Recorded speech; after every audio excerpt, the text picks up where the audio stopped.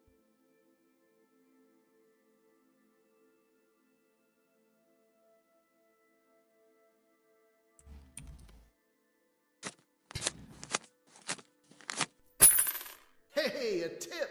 Brand, super short at $5. How do you like Nyx being completely habitable and beautiful now in the law? I don't, but we'll talk about that. I have an entire video I'm doing on it for the Astro Historian, so you'll see it. And it's cognitive dissonance gone run amok. And I know people have said, who have gotten shocked by my take, be like, Paul, you had no problem with Pyro changing. What's different? It's like, Pyro didn't change. It just, the scenery got rearranged, but the themes and the play was still there. This is, CIG wants to put on a play of Romeo and Juliet, but they also want the entire background and story of King Lear. And it's like, what? That doesn't make any sense. How can we have King Lear and Romeo and Juliet in the same stage interacting with one another? That doesn't really work. They don't even, like, what are you talking about?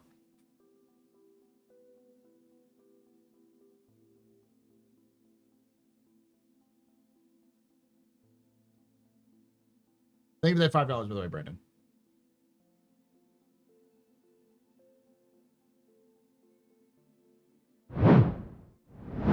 So basically, I am not a fan of this because CIG doesn't care about reputation anymore.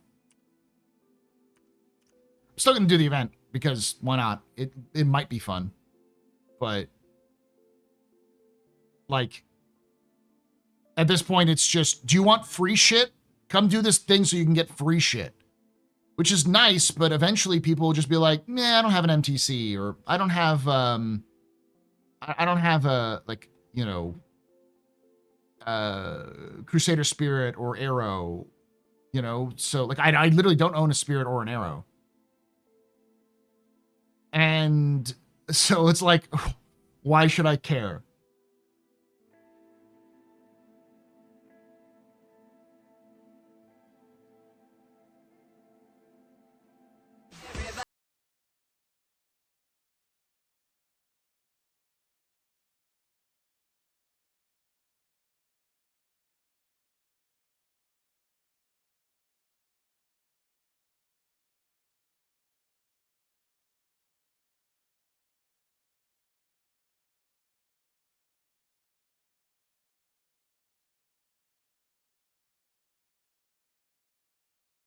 Sly_5 just resubscribed for 78 months. Fucking shit, dude.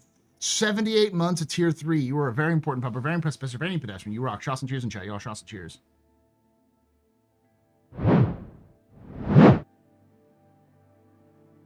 The arrow is an AC loaner for your beloved Redeemer. Oh, no, I actually do own an arrow. Not only do I have a loaner arrow then I also have an arrow that I won in an arrow contest. I helped Diabolus make an arrow commercial, and we worked together, and I I was like, all these other people are going to make just videos that show off the arrow. You and I are going to make an actual fucking commercial that makes sense, that tries to sell it. And as a result, we got third place. I think we got second or third place, which surprised me. I was just like, you know, well, okay. Because the thing is that this is something that if you were going to make a commercial, if you're kind of a machinima maker, watch commercials. Like, look at how they frame shots and what they're trying to do. You're trying to sell the product. You don't just make cool, quick cup scenes. Like, it's not a commercial.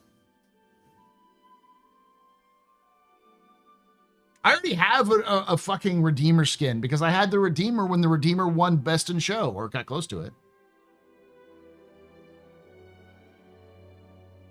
Oh.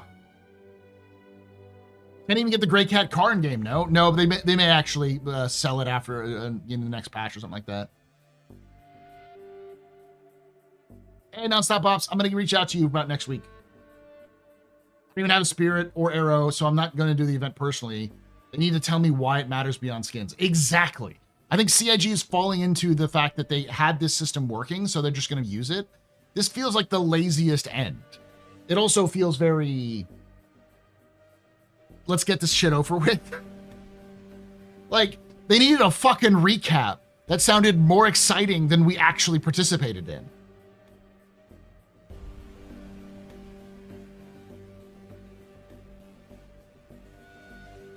This feels very much like, well, we gotta end this story because we fucked it up. Let's just get this story over with and just push it out of the way and then move on.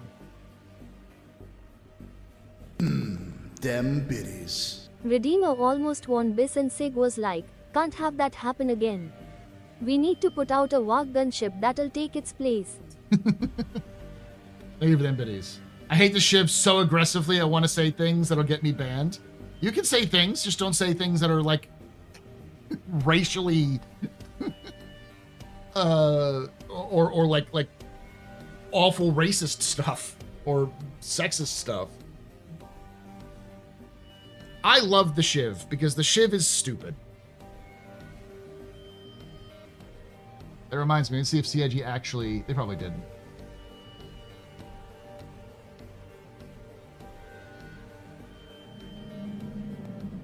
You can take away my spaceship. Spaceship. You can take away my space suit. Suit. You can even take away my space lasers. 19. But you can never, Never. ever Ever. take away my space game.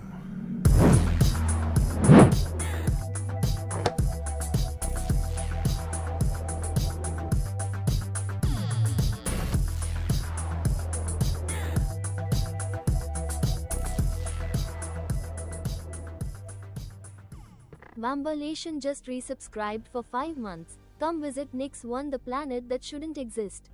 Thank you so much, Vamberlation, for that 5 months of Twitch Prime sub. You're a very important pub. We're very impressive, Pennsylvania pedestrian. You rock. Shots and cheers to chat, y'all. Shots and cheers. Ironically, I think this is very funny. Their B story, because they said an A-B story, their B story was far better liked than their A story. Even though there was really only one event for the B story, which was the resource rush, even though that was very bumbled, it was far better liked than any other event.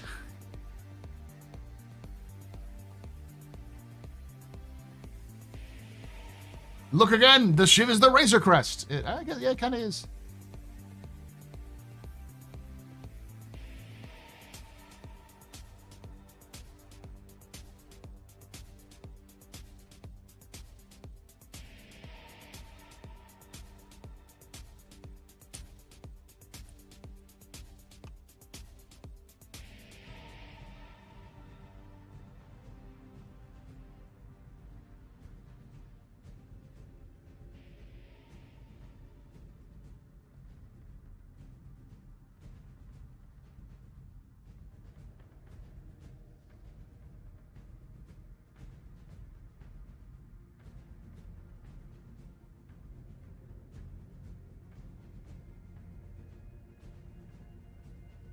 Where does your ship fit 32 SE of cargo? In the back, I think.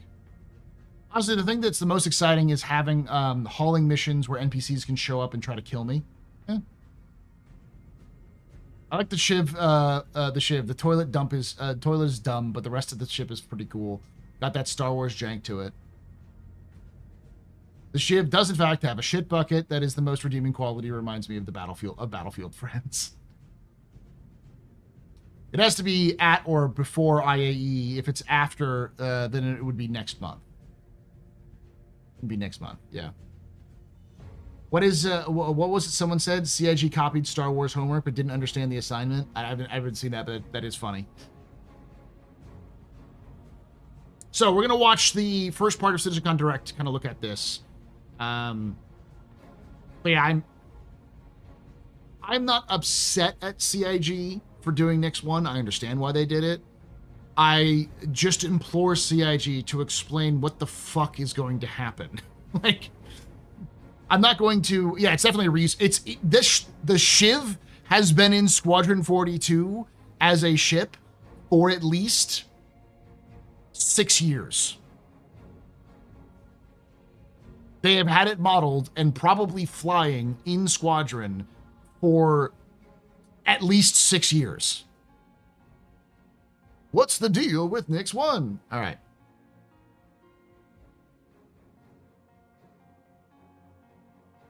I think the least invasive way to incorporate the new Nix 1 is to have it recent terraformed by UEE Megacorp, and this violation of the People's Alliance has caused tension with the UEE. They wouldn't have even been able to start the terraformation with the they couldn't secretly terraform a planet. The PA would have known about it, and they would have attacked them. So there has to have been, I think you're sort of in the right direction, that it had to have been a partnership between the People's Alliance and another group, probably a corporation, and then there's been some conflict between who actually owns Nix 1. Yeah, the ship was one of the other kit bash ships shown around 6 years ago at CitizenCon. Yep. How many ships are left in Squadron 42 to bring over PU next year? The Javelin, the other Gray's Market ship, which looks kind of like the Mustang, Buccaneer, and the F7 all had a baby together. I'm trying to think what else. That's probably it. There's the other Van Duel ships, but there's not really, like, there's the Volper, which we haven't seen yet, though. Haven't you said the PA are cowards? They're also aggressive in the defense of their own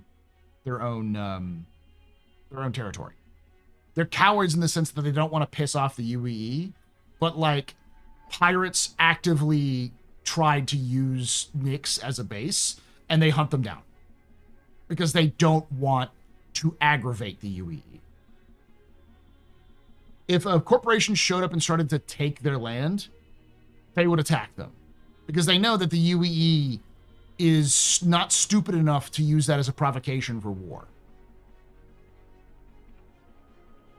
Because, like, we got to remember that terraformation isn't like one ship showing up and like shooting a fucking torpedo onto a planet.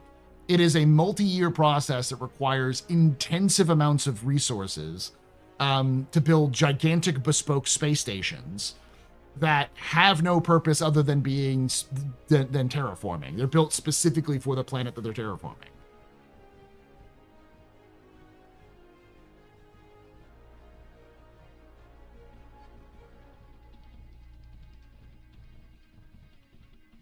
It's like not letting a Nazi out into your bar. You let one in, soon you'll be a Nazi bar. Yeah.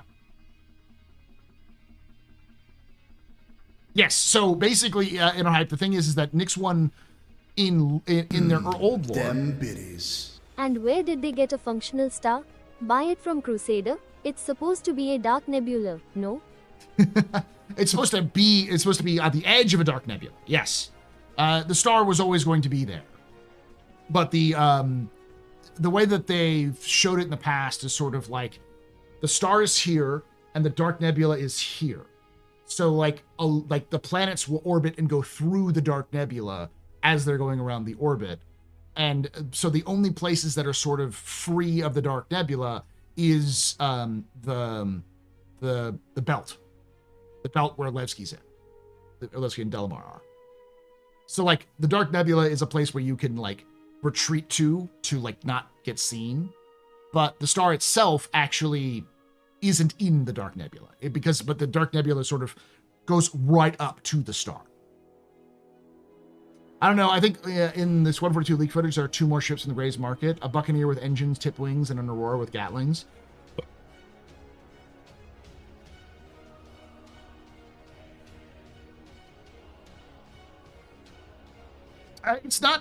It's safer than Pyro, but it's still pretty it's not lawless, but it's definitely frontier. And yet the nebula does not go into the star. No.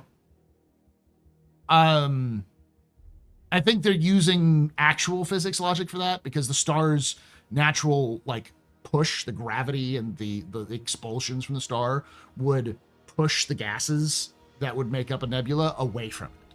So it would sort of just keep it at a distance, but the star is sort of weak, so it's not going to like be super effective.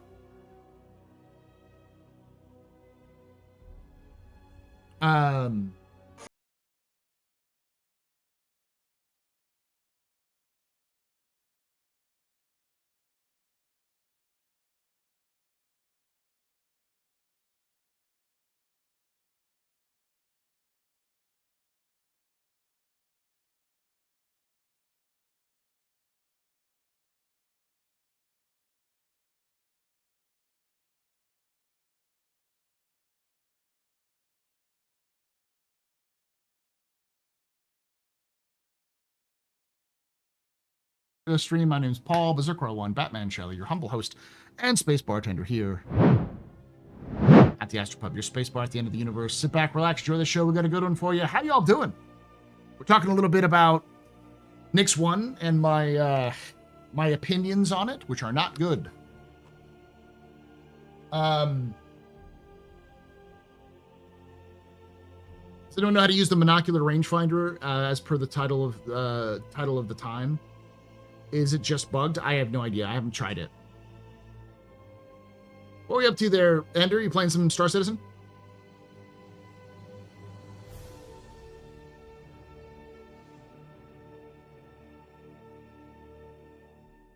Nice. They need to fix the lore for Nyx 1 100%. So it goes beyond what most people think. Because, like, the average person looks at Nyx 1 and goes, well, if this green and beautiful planet exists, why sit in a shitty space station on the edge of the system? Why not stay on planet?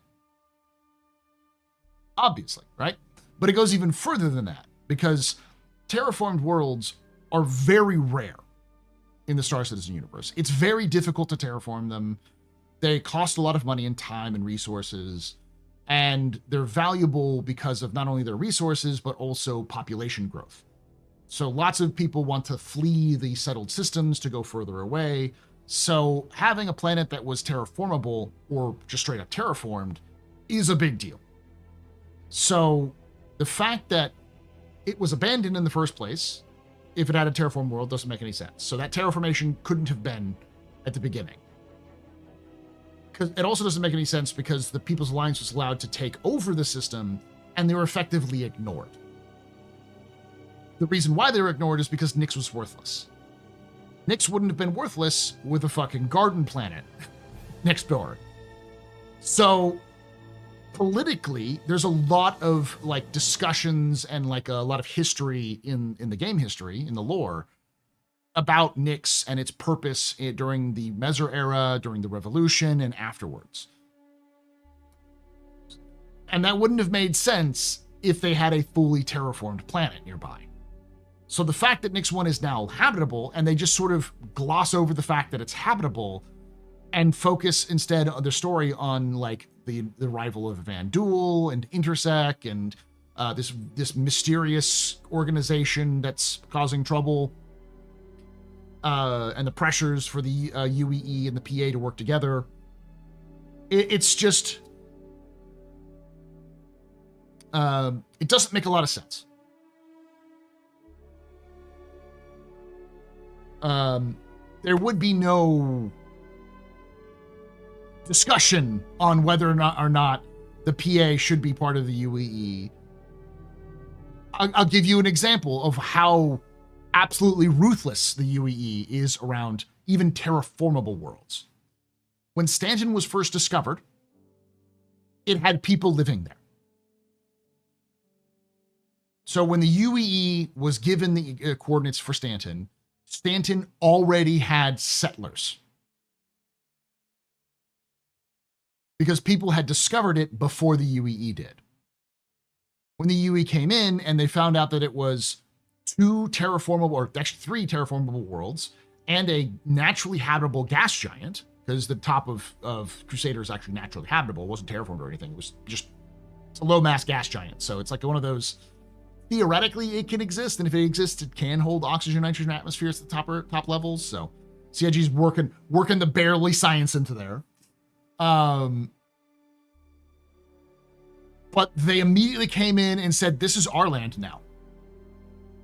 They didn't give these people options, even though they had been there possibly for decades, if not centuries, before the UEE showed up. The UE came in and said, mine. And how they did that? By flying a fucking battle fleet, a battle group into the system, being like, get out. And that was for potentially habitable planets. Okay? That's just for the potential to terraform the worlds. They sent a goddamn battle fleet in and kicked out who knows how many people who live there already. And this is the new UEE, the non-like Meser era, like tyrannical dictator UEE. They would have fucking destroyed the People's Alliance if there was a habitable world in Nyx. They would have just punched them in the face and just said, get out.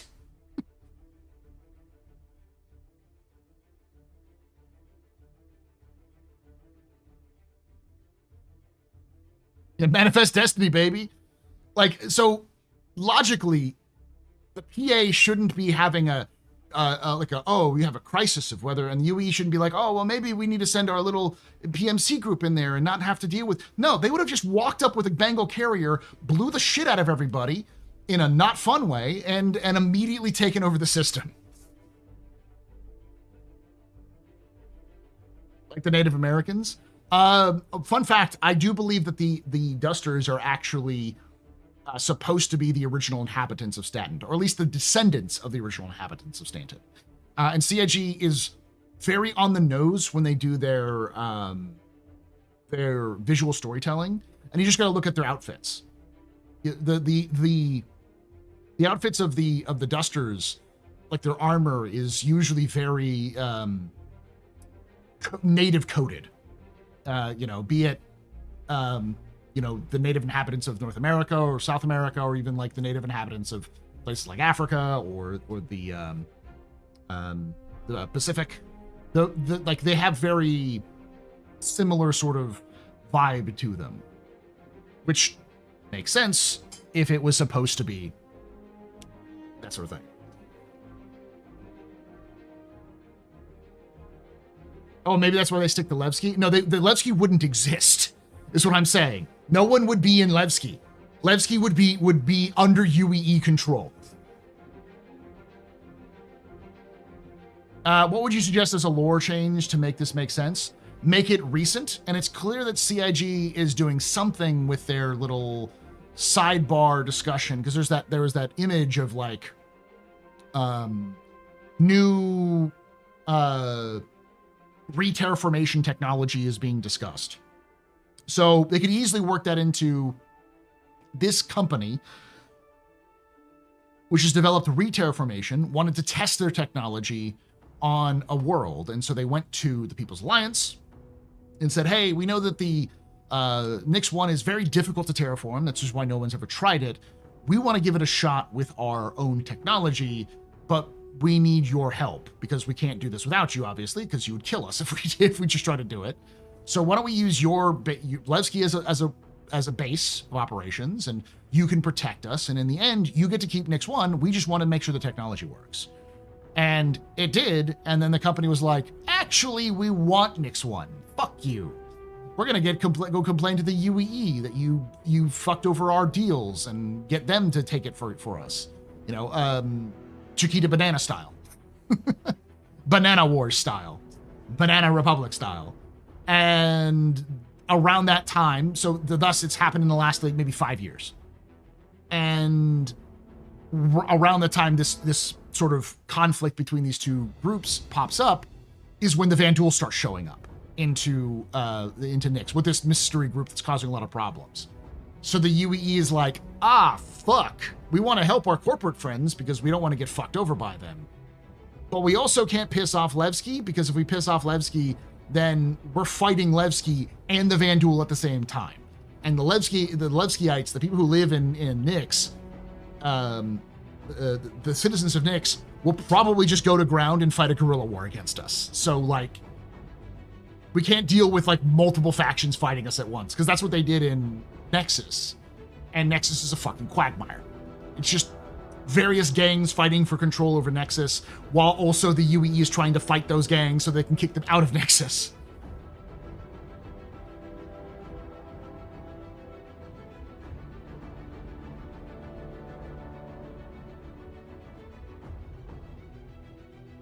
Nyx had an interesting original premise, just making it UE comes in and terraforms, takes over. Kia seems unoriginal like every other system. They put it themselves in this situation. The main story they want to tell anyways is sort of this conflict between the People's Alliance staying independent or joining the UEE, with the pressure of the Vanduul being there. And that whole legal conflict over the rights of Nyx 1 would sort of back up that whole premise. How powerful is the People's Alliance and Nyx? Maybe Terraforming Corp was just big enough and strong-armed the project to decide that PA didn't have the forces to stop them. The PA has the forces to stop a corporation. The corporation would have to have launched an invasion of Levski and Delamar, which would have been disastrous. It would have been expensive as hell and probably not ended up with anything they want, because it's not just the People's Alliance. The People's Alliance isn't just there to defend their own territory. They're the only they're the only crime fighters. They're the only cops. They're the only peacekeepers in the whole system. They're the ones who keep the pirates out of the system. So if you're attacking the PA is fighting you and not the pirates. The pirates from Pyro will come in and start fucking your shit up. Like, destabilization isn't a good business practice.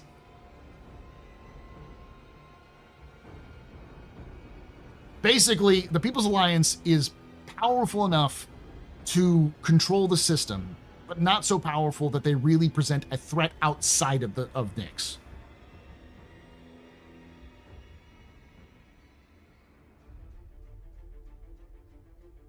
Well, because Nyx is a border with the Vanduul space, maybe the UE preferred to have a buffer system, even if there is one Earth-like planet. But it's only been a border with the Vanduul systems for like 200 years.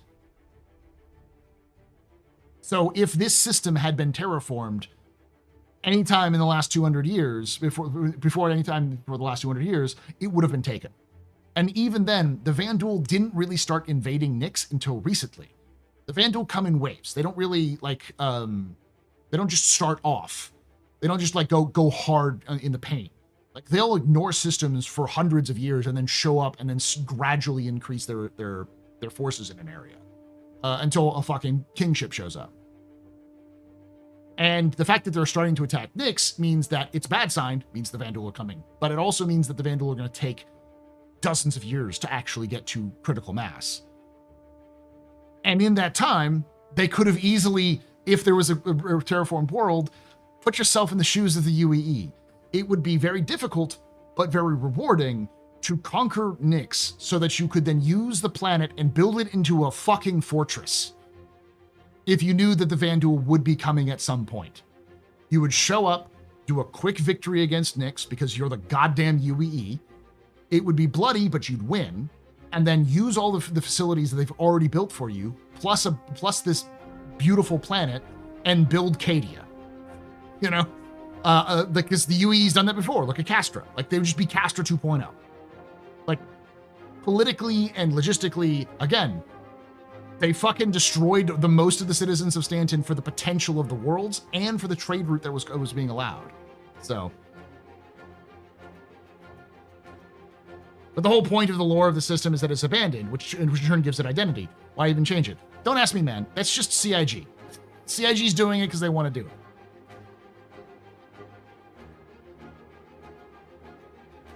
And the PA's objective is to be independent. It has to create it isn't to create mayhem to the UEE. Exactly. So it's clear that this planet has been around a while.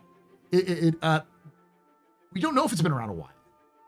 We don't know how long it's been terraformed. My point is that if it's been around a while, it makes no sense that the PA would have been left alone like they have. It would have been invaded.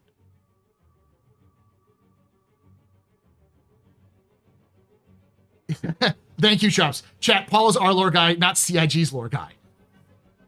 I am not the person who's making these decisions. I wouldn't have allowed this decision to be made in the first place. And if this decision was going to happen, then they need to have changed the lore. They didn't. They chose not to do that.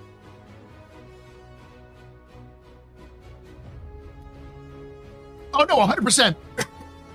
I know the meta reason why. I know why Nyx 1 is being used. It's because they want people to build bases on it.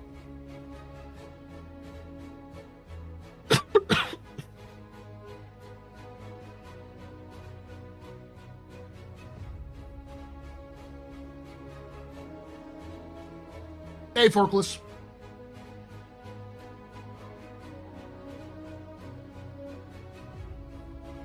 Remember, ecosystems take a while to establish themselves. So it's clear this planet's been around. Oh, I see what you're saying. Yeah. It's had to have been around for at least a dozen or so years, even if they had accelerated growth from terraforming, even if they do some sci-fi magic bullshit, even in the lore that says they say it takes at least a decade to build out a planet like this.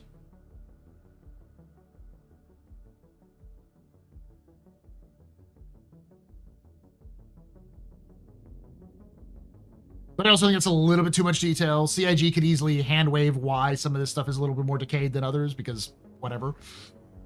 But like, again, this is a situation where the developers are doing something for the sake of development, not for the sake of the story, and are just hoping that the narrative team can make it make sense in the future. If they choose not to do it, if they choose to just say fuck you, it's bad. It's a bad storyline. It's awful on CIG's part, and they need to do better than that. But they won't. Hopefully they'll actually do something after people start making fun of them for like the laziest fucking writing this side of the pond.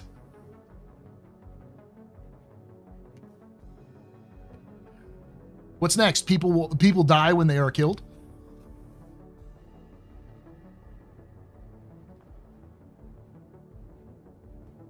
It's a buffer system. The PA occupied have their free space, even though they're the border with the Vandul and suffering from attack waves from the Vandul. Because the UE chose Castro to have a fighting spot doesn't mean they've been forced to occupy every border system. The border system with the Vandul with enough force to defend it. If it was like that, the UE would have such force, the UE would just enter Vandul space and finish them. So here's the thing. What you're missing there, Voyager, is that the system has only bordered Vandul space for 200 years.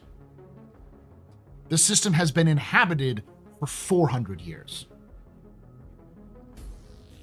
So, and the Vandul don't immediately attack. So when Virgil fell, like for instance, this happens a lot in UE history. When one system falls, the systems that fell, the systems that were connected to them, start building up defenses. So like Virgil heavily defended before it got invaded.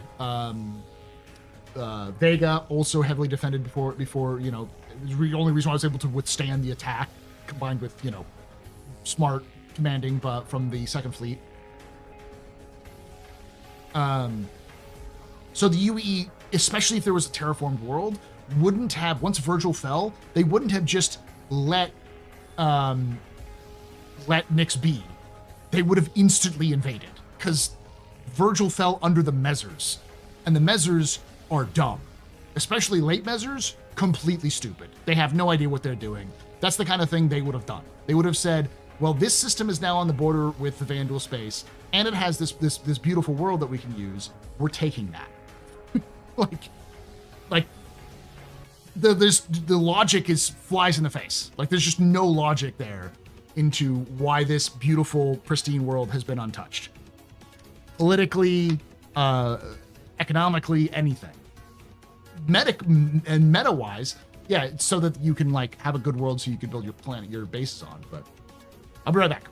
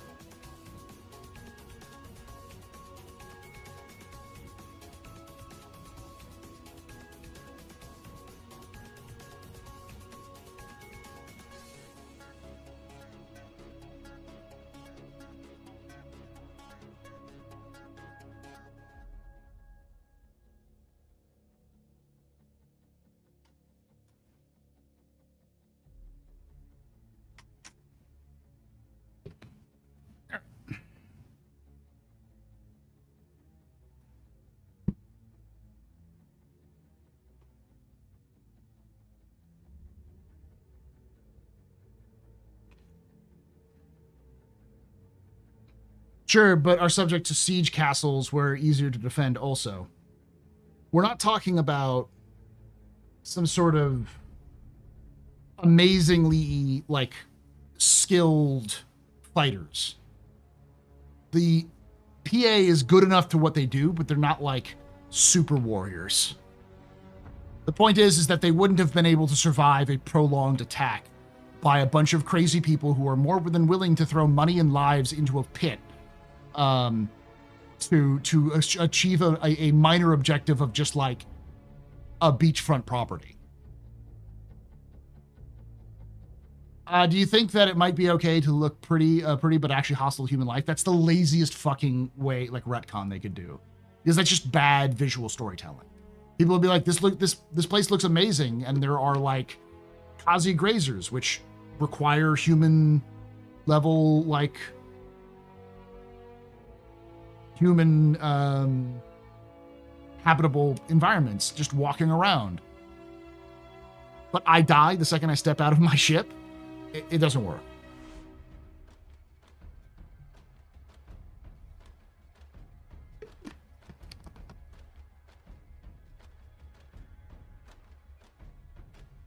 And I get why people don't understand the Vandal hasn't been a threat until recently. The Vandal have been a threat around the place, but the Vandal pick and choose where they fight. And, like, there are plenty of systems along the border of the Vandal that have never been raided, because the Vandal just haven't done there yet.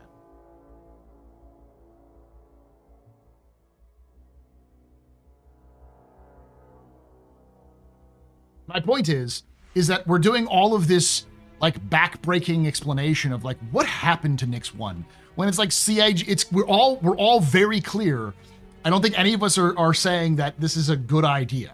All of us are saying this is a problem that CIG has to solve, because it doesn't make a lot of sense.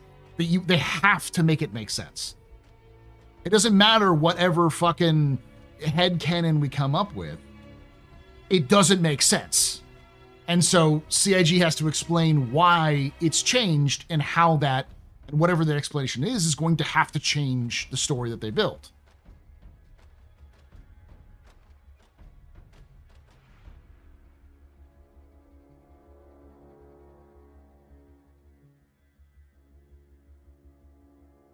I'm very happy we will see a system with little NPC influence. It will be a great system for player orgs and their to have their best playground. NPCs are gonna heavily influence Nyx. I don't know what you're talking about. Nyx is very influenced by NPCs.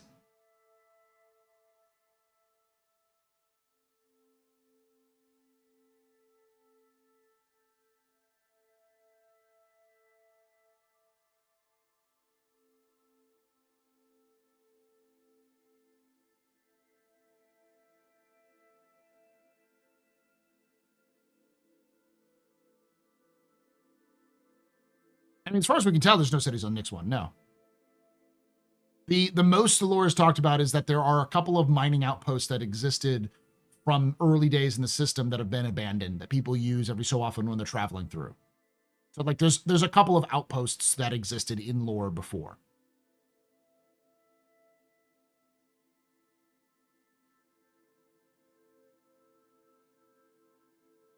Oh, yeah. I mean, meta-wise, Nyx 1 is definitely a stage for base building.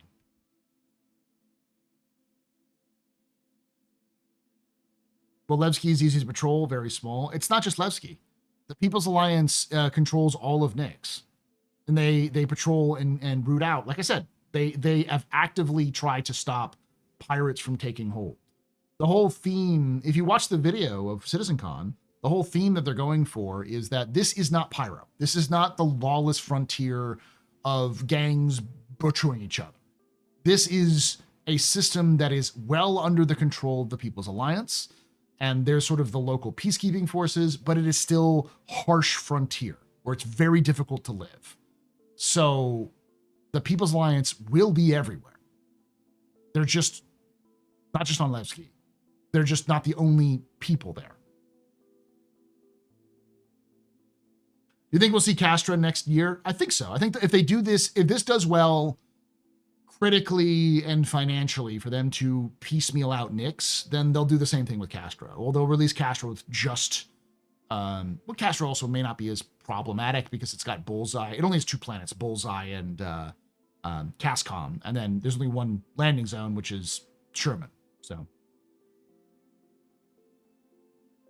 Do you happen to know how AI remote turret blades will work? Not a clue. I guess the best guess I have is that they will target whatever you're targeting, or have a random target of enemies.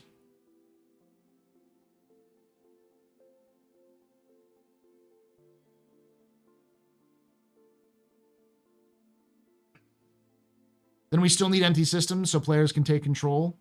That might happen, but they're not. There's no empty systems. Fully empty systems in the lore. That's not really the vibe that CIG has gone for. They might actually make an empty system now that the game sort of changed from being Freelancer 2 to being something a little different.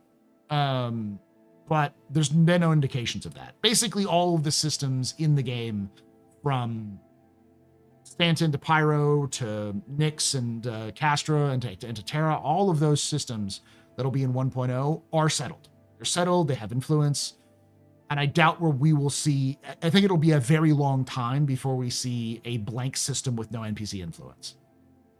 Because CIG just doesn't like doing that. They always want NPCs to have some input on systems.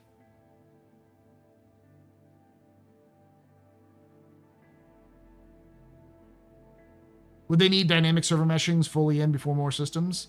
Well, clearly not, because they're doing it with they don't have dynamic meshing in, and they're still doing Nyx. But I don't think you get a player count increase without dynamic. Because no matter what, they're gonna have to start increasing player server numbers while also increasing player numbers. They need to at least get the player numbers up to the point where you could theoretically get 100 players in a server. So like 100 players per server. So you have, if you have 10 servers, you have 1,000 people in that shard.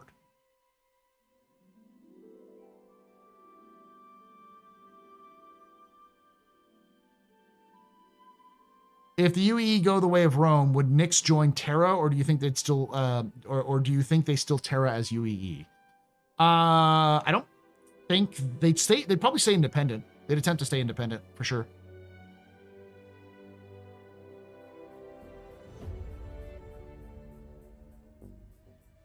That would be real nullsec. Yeah, it's Star Citizen is an Eve. Them biddies. You should explain it like expecting an undiscovered system. Planet in SC would be like expecting an undiscovered continent on modern Earth. Kind of. Not really. It's more like discovering a rare astral phenomena today, or just discovering like a brand new species at the bottom of the ocean, or something like that. It would be a big fucking deal. But yeah, you're right. It's kind of like discovering a brand new continent on Earth. People would be losing their goddamn mind.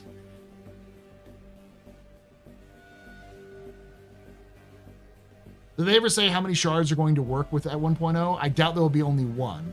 Will they be permanent like in WoW, or will they be more like they are now? They're going to be more like they are now, but their goal was to, maybe not by 1.0, but their eventual goal was to have one shard per region.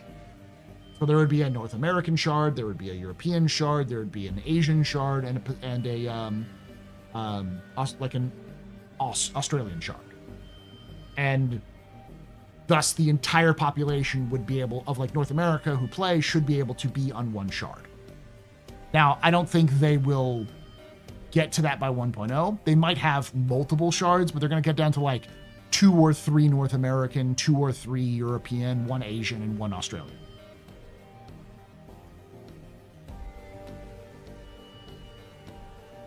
Yes, shard. Exactly. Can be on the wall.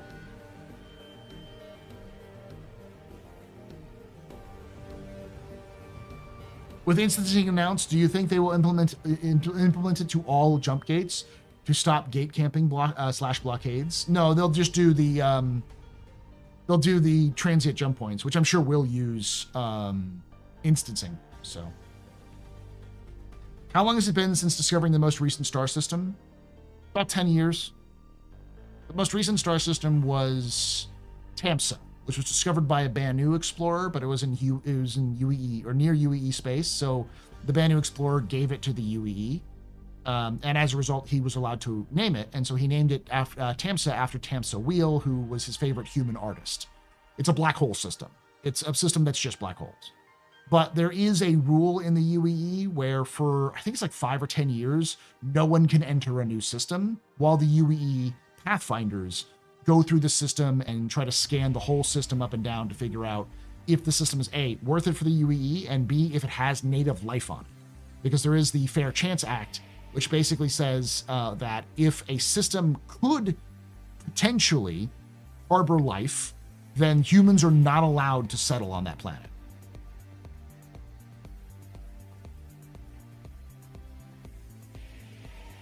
3 shards for the Europeans under the sky. 7 for the American lords and their halls of stone. 9 for the Asians doomed to die. 1 for the Dark Lord Roberts and his dark throne. And in the verse of Star Citizen where the shadows lie. 1 shard to rule them all. 1 shard to find them. 1 shard to bring them all, and in the pledge store bind them. In the verse of Star Citizen where JPEGs lie.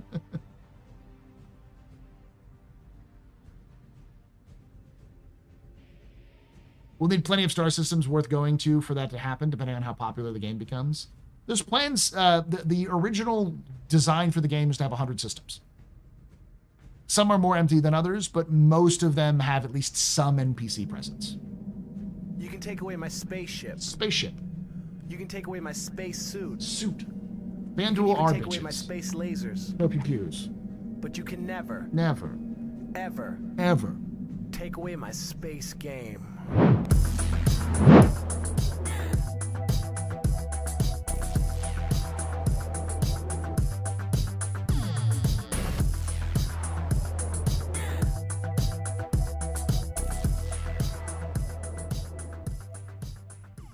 Grexam just resubscribed for 18 months. Thank you so much there, Gregson, for that Twitch Prime sub of 18 months. You're very important, Papa. Very impressive. Mr. Any pedestrian. This is your fault. These run trick or not. Shots and cheers, and you're all shots and cheers. All right. I'm going to watch CitizenCon Direct. I don't know if I should record this or not. I'll record it as a capsule. And see if I want to do this later. So, but it's going to be basically like a reaction.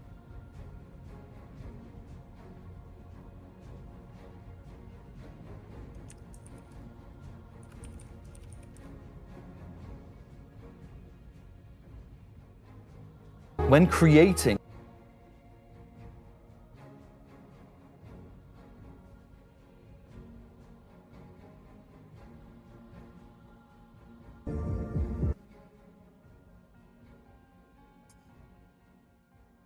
How bad is live? Anyone know?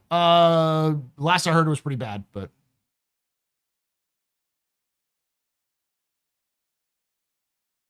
apparently Star Citizen gets around 30k unique users per day.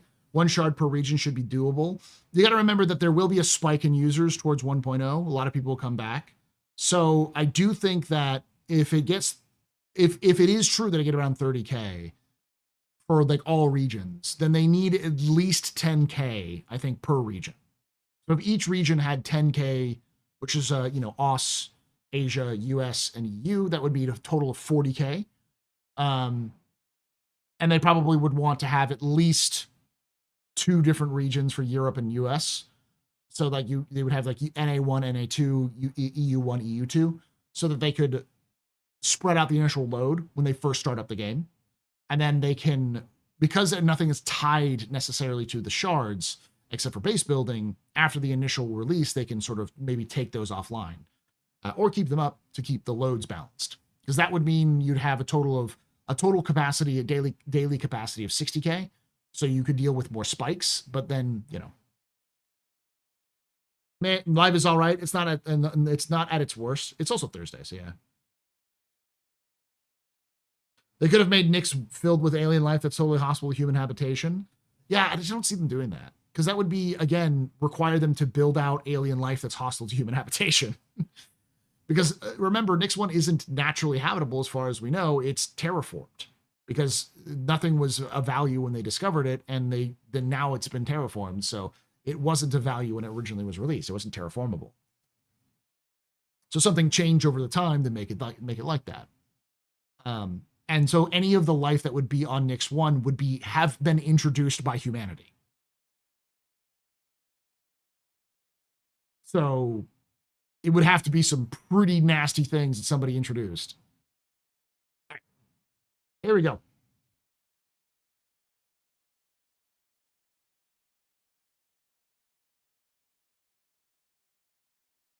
Hello.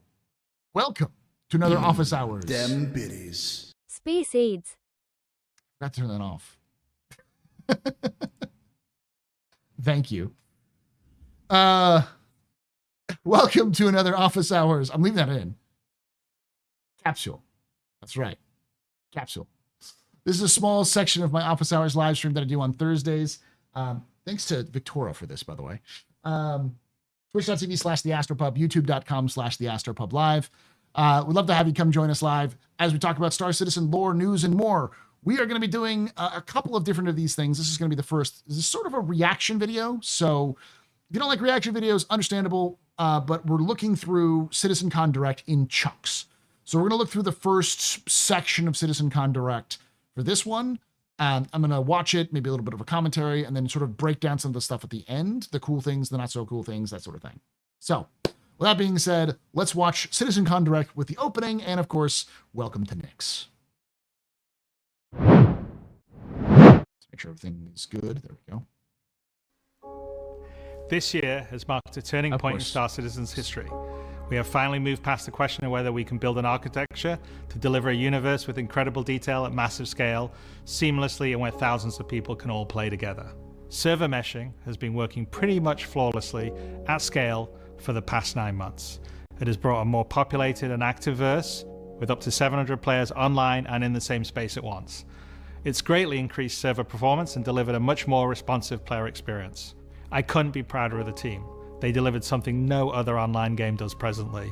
There may be other games out there that claim large player counts, or even the ability to mesh, but none do it at our detail, scale, and seamlessness. Of course, there will be continued improvements to server meshing and to Star Engine, but having moved past this last big technological hurdle has allowed us to finally focus on quality of life and stability improvements, something that has long been overdue. We're about to deliver our 9th patch in 10 months, with content that has brought Star Citizen storytelling into new and exciting directions. We pushed more than 24 features and more than 2,000 bug fixes. And while there is still a long way to go, the game has gotten more stable, performant, and fun as a result. We see this in player metrics. More of you play every day. The daily average users is up 45% from last year, and your play time is up 15%. So more people venture out into the verse and stay there longer than ever before. And through all that, we've told the dual stories of the Frontier Fighters Assault on Pyro and the moral compromises being made to combat the regen crisis. Now, as those stories come to a rest for the time being, it's time to look forward to the next chapter of Star Citizen, where the instability in Pyro and the callous actions of some pave the way to new adventures, new locations, and new threats. Last year, we announced our next Star System would be Nyx, home to the People's Alliance of Levski and bordering the Vandal threat. Today, we're proud to share that your adventures in Nyx begin not next year, but next month. When Star Citizen's 3rd system comes online in Alpha 4.4. 2 new systems in 1 year. That's only possible because of the tireless work of our development teams, server meshing accelerating what's possible, the support teams behind the scenes, and most importantly, all of you. Now, I do miss that we're not all together under one roof this year.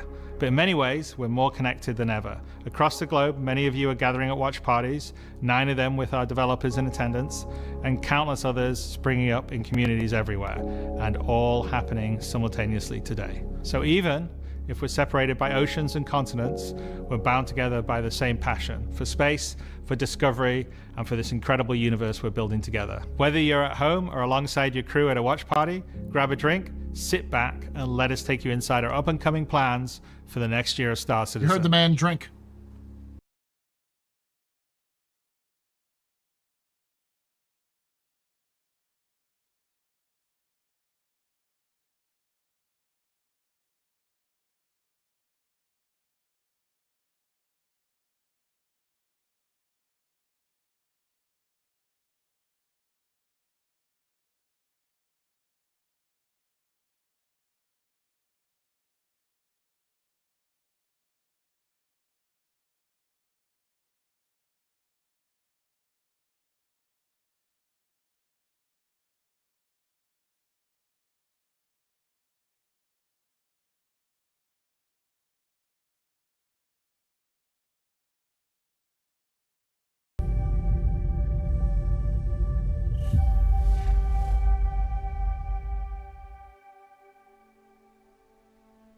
With the foundational technology now in place, the content development of the game is no longer restricted, allowing us to forge ahead with building out our first 5 star systems.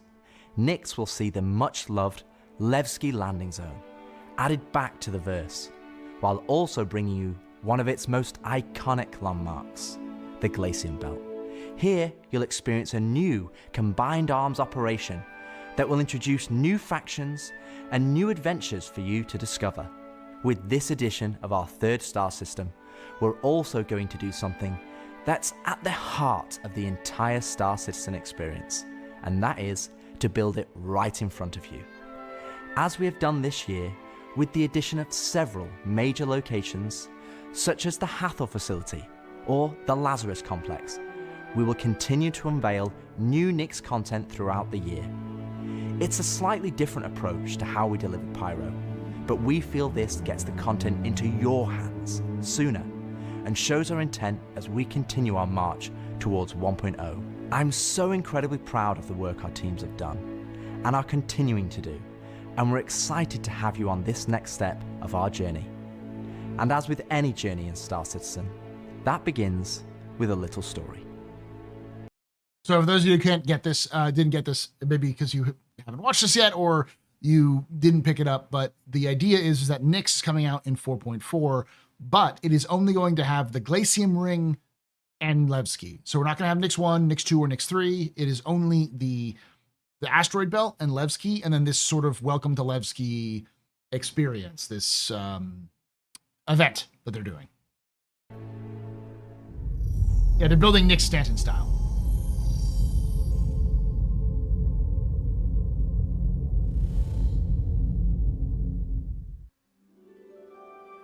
In 2025, we introduced 2 major storylines spanning multiple patches, creating a living backbone for adventure across the universe. The first was Pyro Must Burn. It connected Stanton to Pyro and introduced the Frontier Fighters, who are relentless, brutal, and determined to wipe out any threats that cross them. And with this month's release, you'll now take part in the conclusion to that storyline. The second was Science Run Amok, with the regen crisis throwing the Empire into chaos, and you all jumping in to help the various corporations respond. Through that journey, we pulled back the curtain on ASD and its shady practices, uncovering long-forgotten Onyx facilities, and met new characters like Dr. Logan Yorit and Detective Arkham Meller of the Hokro Agency. And just like the Pyro Must Burn storyline carried us into a new system, Science Run Amok is now setting the stage for Nyx, the next step in the larger story we're telling on the road to 1.0. As this new chapter of Star Citizen begins, let's hear from just a few of the team members working to bring this next era of our universe to life.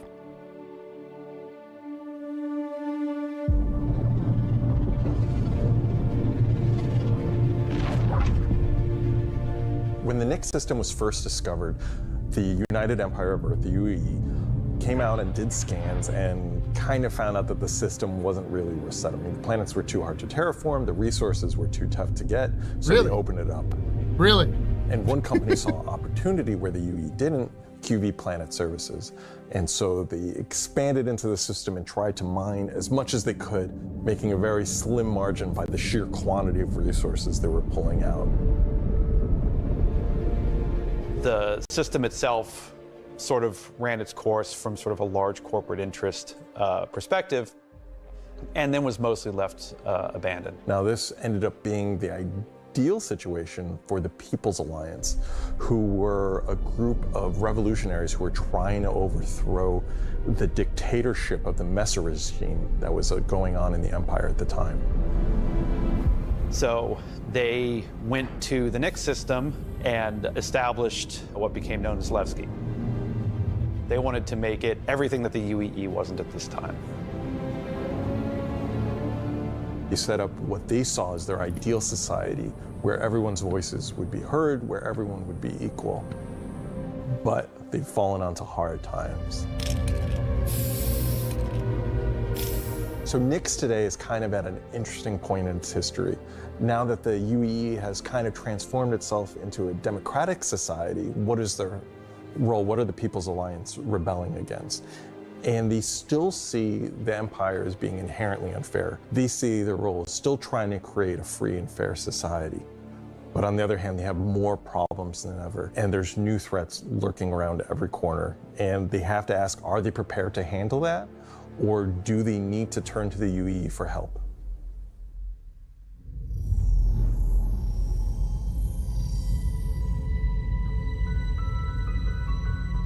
Making a star system is, you approach it from kind of two angles in a weird way. What is the just a little bit of discussion on the story. There's actually a little bit more to that. That's sort of a very brief rundown of how the story is going to function.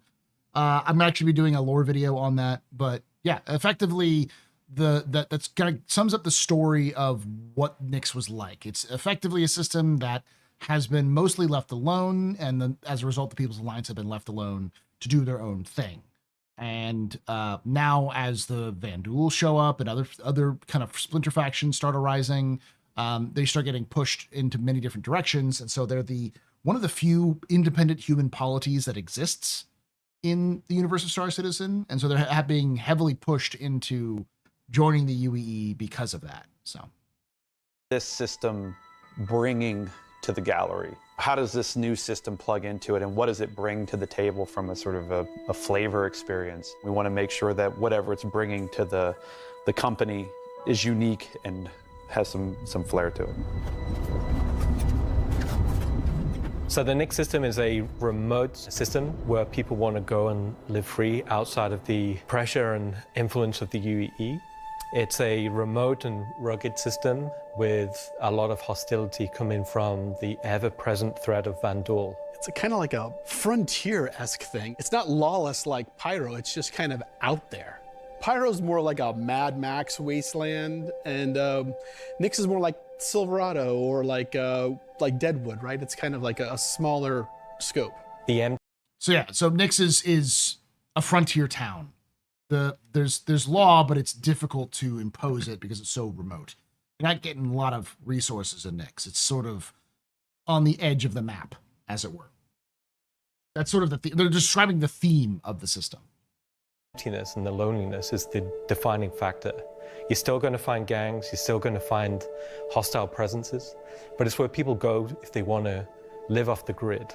The People's Alliance is the main peacekeeping force in Nyx. They were unhappy with the direction that the Empire was going under the Messers. They got out. They said, we're just going to start from scratch, build our own society, but build it the way that we think it needs to be built. They're not perfect. They're just people, but they're doing their best. They want to help keep Nyx safe and make it prosper. They are trying to do the best that they can, but are faced with the realities of dealing with people, which is tricky. The Pyro star is quite a warm star. Stanton star is quite neutral. And the Nyx is a little bit cooler. The system has its star, and it has this dark, really, really dense gas, sort of nebulous cloud. And it has points of light scattered around it, and those points of light in this gas cloud is really, really hazy. So because Nyx is bordering Vanduul space, it was important that we have a gap in the Nyx gas cloud where you could sort of just, in between the clouds, see a piece of the Vanduul space. It feels so close that it's even like protruding some red light. So Nyx is like Dodge City. Yeah, it's going to be pretty good. So I think what they're talking about with this, by the way, is that you can kind of see the clouds on either side.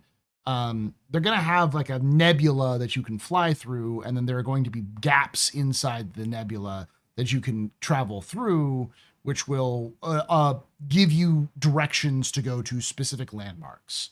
So my guess is that there'll be intentional thoroughfares to try to get people to use those routes rather than going through the nebula itself. Do Vandal systems turn red, or is it just gamey yellow paint? Gammy yellow paint. They're using visual representation. They'll probably come up with some excuse as to why it's red, but like they do call them red systems. So, but I guarantee you Virgil wasn't red when it was originally there. The level designers are using it as an actual visual indicator of where to place more dangerous POIs. So if you point your ship in the direction of it, you should find, as we build it out, that you will be in more and more danger. And I think that's really cool. You see, it's more of a gameplay mechanic than like to give more atmosphere, I was testing out adding some sort of space snowflakes, essentially. So when you look towards the sun, you can sort of see that sort of like sparkle. But then when you look away from the sun, you'll see the reflections and sort of like little glints of light. For the jump points in Nyx, we'll have 2 on this release. We'll have 1 from Pyro to Nyx and 1 from Stanton to Nyx. It should be going from Nyx to Castra, but we're essentially bypassing Castra temporarily. Hey, we want to make sure you can get there any way you want. Glacian Belt is a huge asteroid belt that is in sort of the middle of the system. The Glacian Belt is a combination of a bunch of technologies that we already had. The asteroid fields we use for planetary rings and the gas clouds, and it's combining them to make something completely new that we've just not seen before. It's full of resources that are still left unharvested because it's kind of a tricky spot for mining. It's not the easiest place to go, but that means that there's still a lot of opportunity for independent miners to go out there. So the rocks in Nyx are a bit more sharp, like sorts of like icy look, rocky, cliff-like, very different from those in the Pyro and the Stanton. One of the big differences too is all of that extra added movement that just adds a little bit of extra flair. It's also a good hiding spot for people who are trying to elude capture, maybe set up ambushes, that type of stuff. Always feel way more interesting flying in those spaces than just, you know, through empty void. And as we build out the Glacian Belt over the next year, lots of places to put new content. Delamar is a very large asteroid in the Glacian Belt that QV Planet Services had built a mining base on that got taken over by the People's Alliance and renamed Levski.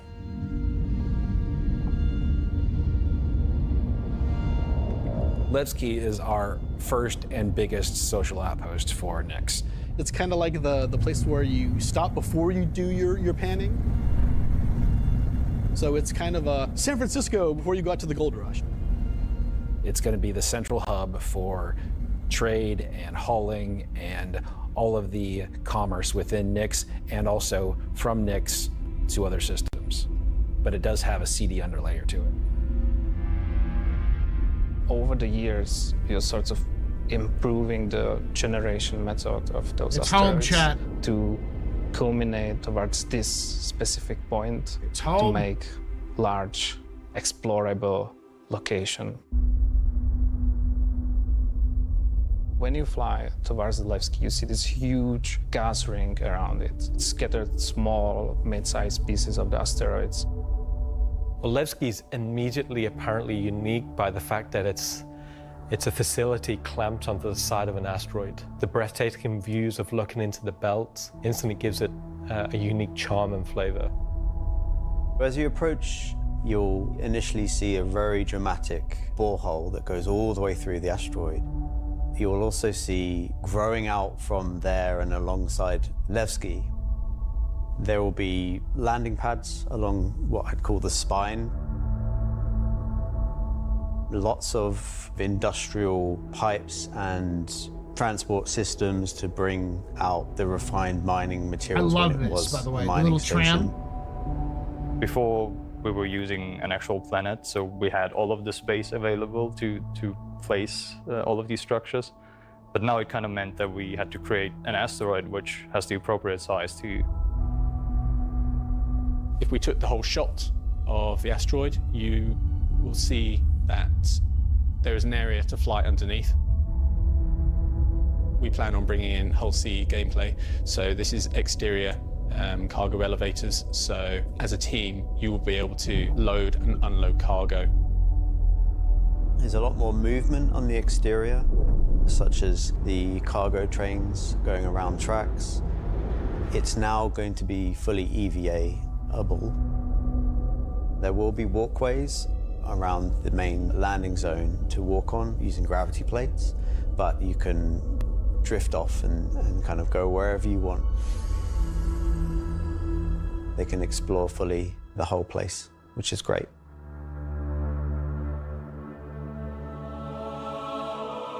Unlike the majority of anarchists living in Pyro, there are people here in Nyx that care. It's not a downtrodden or derelict, dilapidated location. It has a sense of order.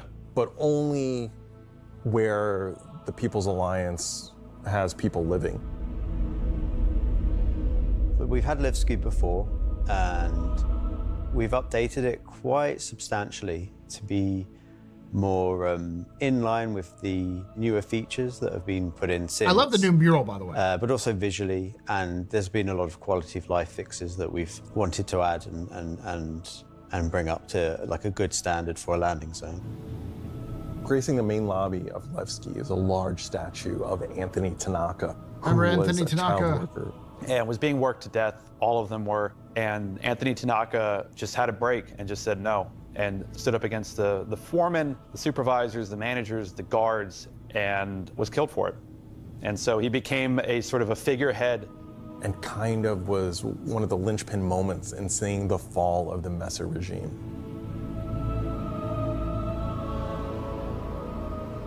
So if you take the elevator up to the top deck, you'll see the top view and the cargo area as well. So you can go through the cargo shop. You've got your normal kind of cargo needs. You'll have ability to trade and buy your tractor beam and other gear that you need. It still feels very. So if you were to Levski, die in the Nyx system, then one of the places you might come out from is the hospital in Levski, which is called the Mercy Hospital. This is brand So new. Mercy Hospital is just basically, it's a local med station for all the residents. It should be free. It should be free. Narratively, it should be free. Of Levski, anybody traveling through the system, again, they're trying to provide as good medical help for people as they can.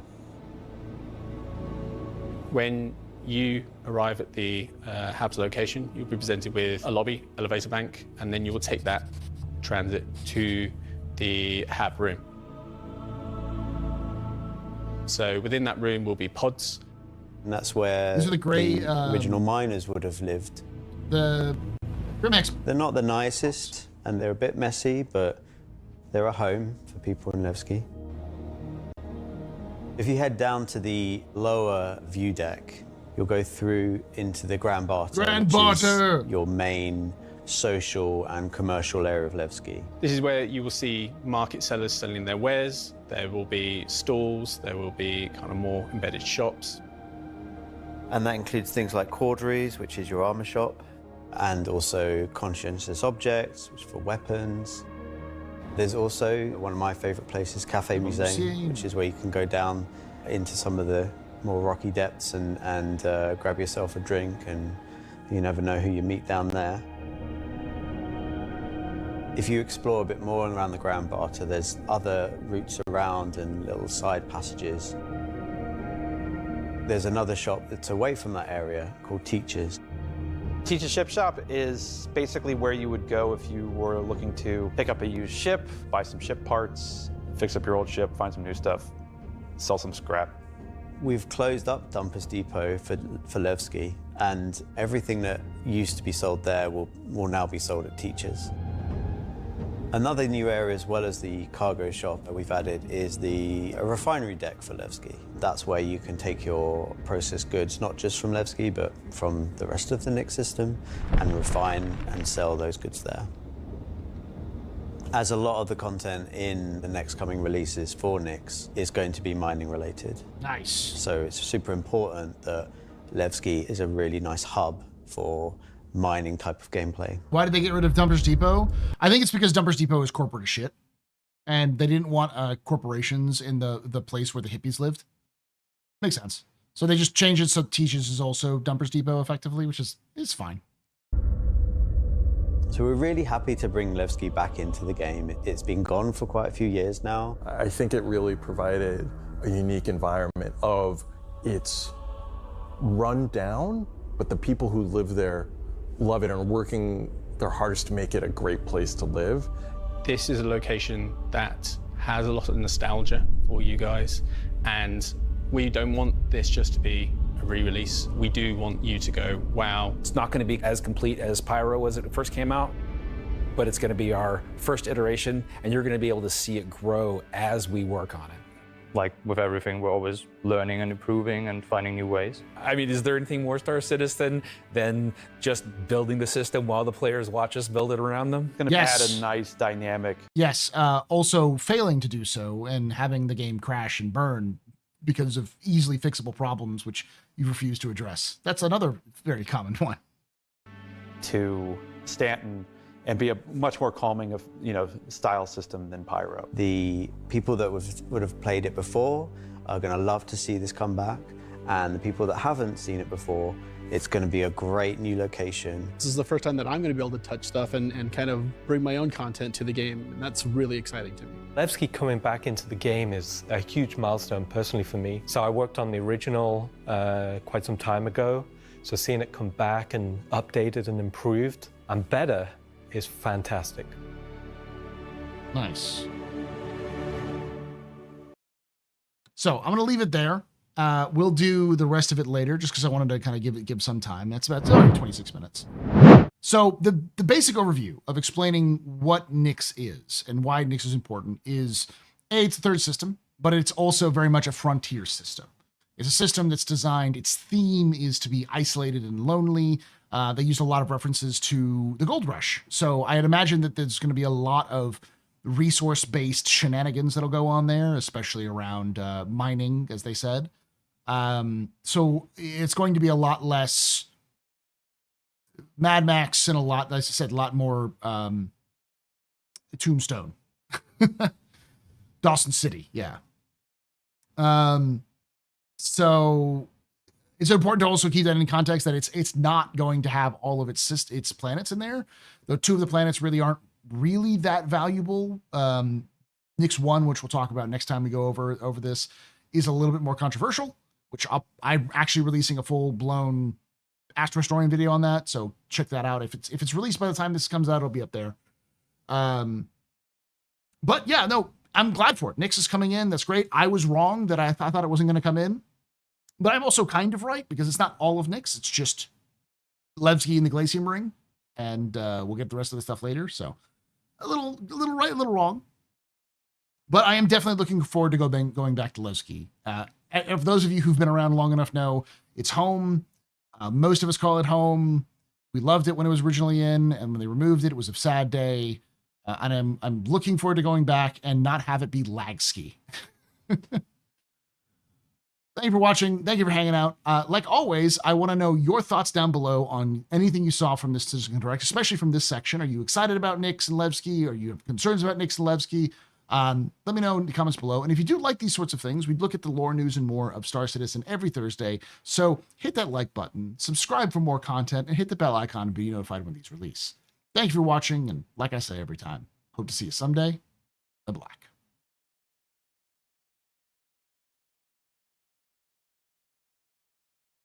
All right, thank you for that raid, by the way. Poison whiskey, yes. There, Loken. Sorry, we're in the middle of doing a capsule. Also, I will not be able to do pub and plays this Friday, Loken, because I'm doing a stream for a stream. I'm doing recording a podcast with Tomato tomorrow. So I'll be starting much later.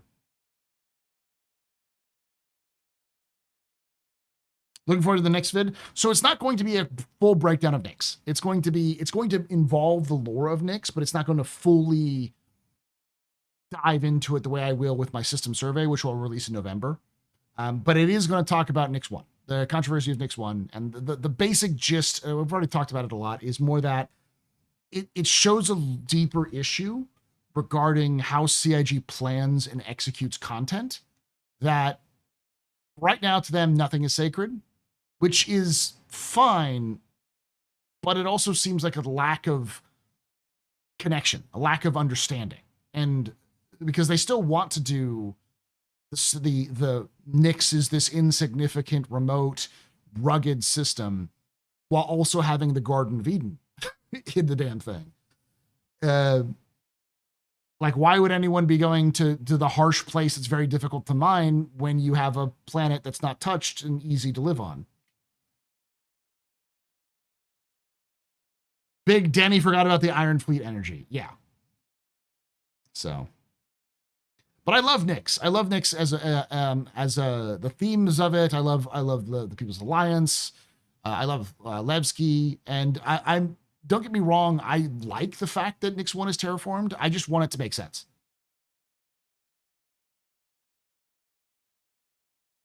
And the only way that they can really make it make sense, in my opinion, is to have something that will effectively break the theme of the game. So,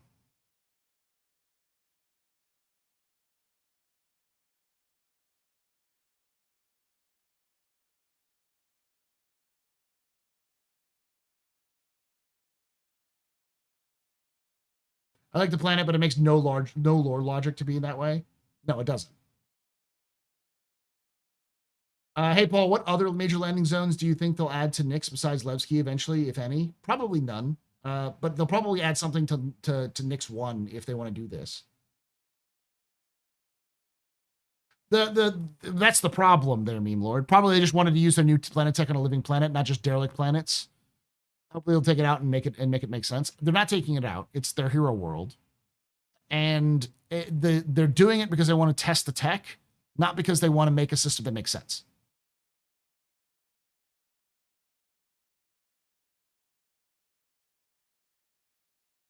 In before CIG claims the atmosphere is unbreathable and the proteins don't match, which would make no sense because you've got the freaking Kazi grazers there. It's new shiny syndrome. It's where CIG has some new interesting tech that they want to use, so they'll take their latest location or latest place and they'll try to implement that tech, and at the detriment of everything else. This is a problem I've seen that happens all the time with CIG, where they say one thing and then they do another, and then they have to work backwards to make the other thing make sense with the first thing, even if it makes no sense. Well, pretty beats lore in CIG's eyes, unfortunately. Even Barren Planet could look amazing, but it won't stop at lore.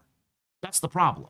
That's my fundamental issue, is it starts with lore because nobody really pays attention to lore anyways, but what's to stop CIG from changing fundamental things about other systems? Like maybe say they finally get the lava physics working the way that they want it to work, so they can create lava fields that are dynamic and interesting.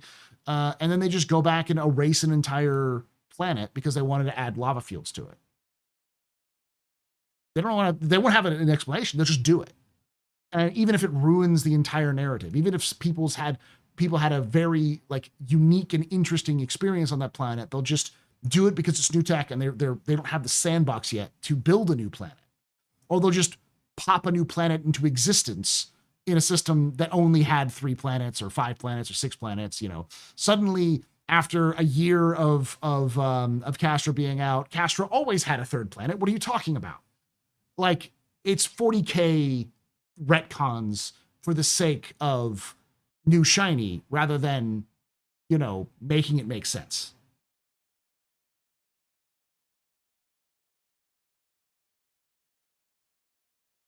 Wasn't Nyx supposed to have radar and electronics issues that made it hard to inhabit the Nyx system? Yeah, the nebula, it makes it hard to investigate, but it doesn't make it impossible.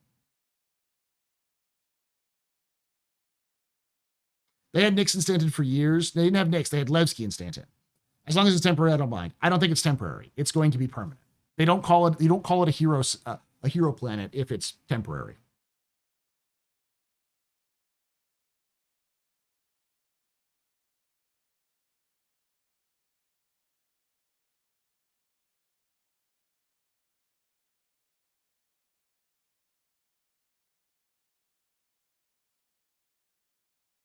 If CIG says that the atmosphere is not breathable, it's the laziest retcon they've ever done. Because, like, what? That thing's a fucking paradise. Why wouldn't it be breathable? You'd get people complaining that I take my helmet off and I die. Why is that? And everyone's like, well, the atmosphere is not breathable, dumbass. And they'll be like, but it looks fucking amazing and all these other animals are existing. And so the average gamer would get pissed and taken out of it and be like, this is the laziest shit I've ever seen. Because, and it wouldn't work with CIG's other ways. Like their visual storytelling of the colors of each system, having red be like this Vandal area that doesn't make any logical sense, but it does make sense in terms of storytelling. So, you know.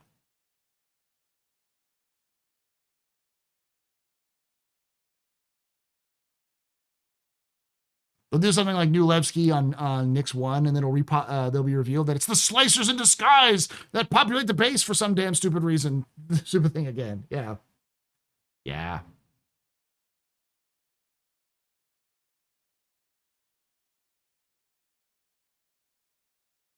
I think you had the best idea that the terraformation of the planet was a company asking them if they could use their new tech on their planet and got permission. I think that's the best solution to the problem. It's not the best. It's not actually a good solution to the problem, but it's the best solution that would make sense while keeping the themes of this rugged frontier system that's desperate and barely holding on, while also having this other thing they have to deal with.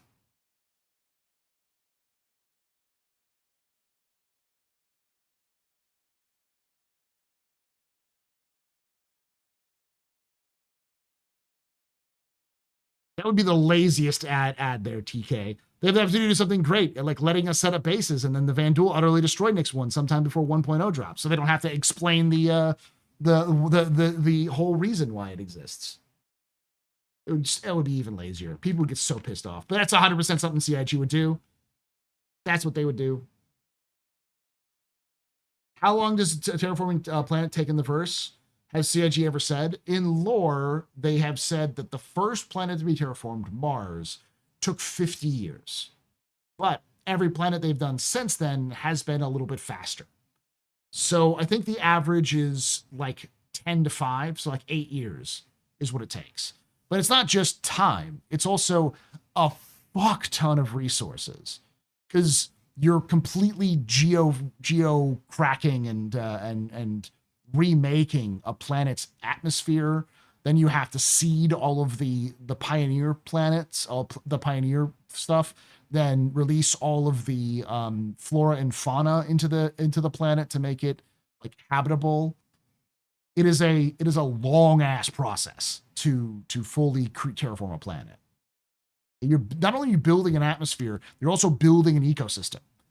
And so they use things like Kazi grazers because Kazi grazers are pretty hardy and they can survive in a lot of places and they make great prey animals. You can also use them as humans who settle that area can then use them for food.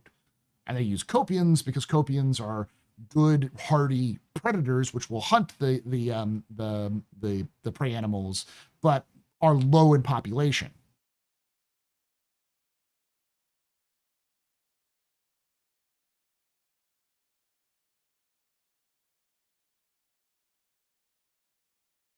A corp showcasing the tech is a solution to the problem. It being a carboniferous period and 30 to 40% oxygen content, and the planet would light itself on fire for the terraform it, is another. But that also would, like, people would immediately try to light it on fire. Like, think about that, Shadowstalker. People would immediately go, I'm going to light it on fire then. And it wouldn't work. They wouldn't actually light it on fire. And so people would be like, this is lame.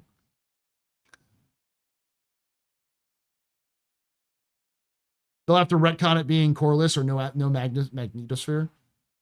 They won't.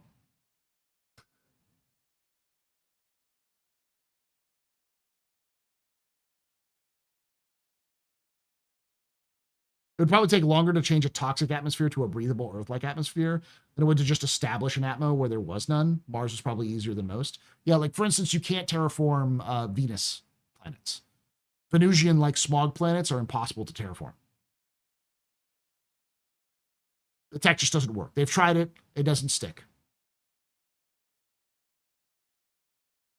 They could use material from the gas giant to change the atmosphere of Nix 1 depending on its makeup. They called it a gas giant. In lore, it's called an ice giant.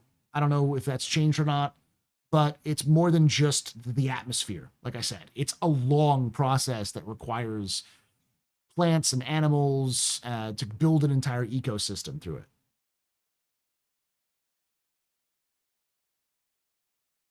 Yeah, and if they had no magnetosphere, it would just be irradiated. There's nothing that's protecting it from the solar radiation.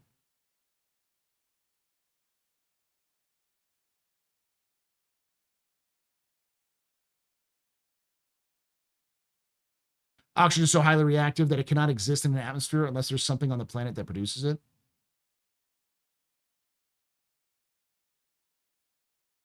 The point is that a terraformation process in the lore of Star Citizen is not a slow process, or it's not a quick process.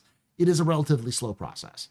So it would require a lot of time, not just time, but also resources and effort to do. Lots of monitoring, lots of very difficult calculations.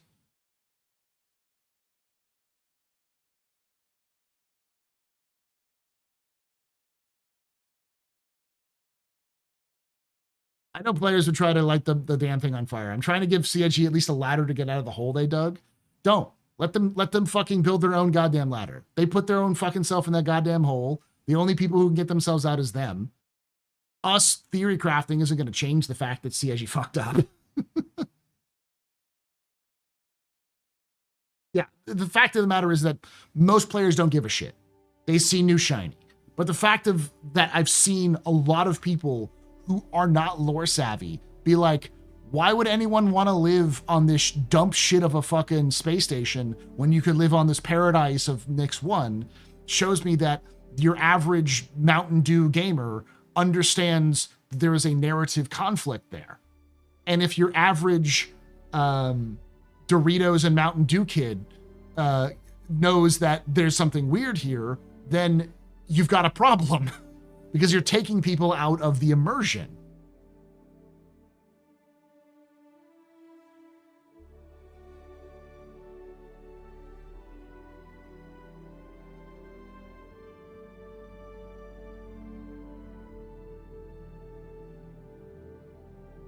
The shit bucket gamers, if the shit bucket gamers are able to, like, you know, pull their eyes away from calculating the best Alpha Strike meta build that they can to go, why people live here when they could live there? That place looks better. Then CIG's got a problem.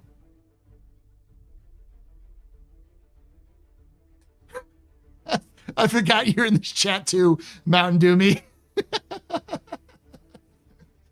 Okay, yeah, you're not wrong.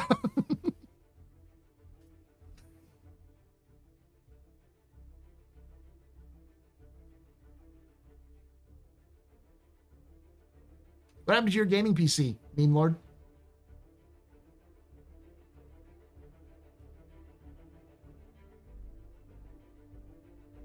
No, a complete offense meant as someone who is part of the Mountain Dew Code Red Gamer Fuel and Doritos generation.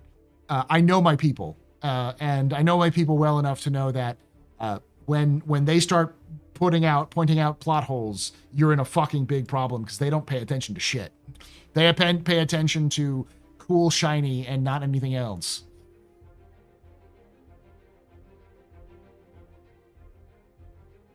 Solely because I wanted to get away from gaming for a while. Mainly come to watch DJs these days. Well, I'm glad that you come by and watch me despite me not spitting some fat beats. CIG management made a decision to show off their new shiny tech. It's the narratives team's problem to make it work. But for some reason, no one told the narrative team, because the narrative that they're spinning with the mission tech team is still based off of the old lore of this system being basically abandoned. Which is a problem. It means that no one is talking to each other at CIG, and if they're not talking to each other, how can we expect consistency beyond 1.0? That's the biggest problem, is that this seems to more indicate that CIG's development is not unified.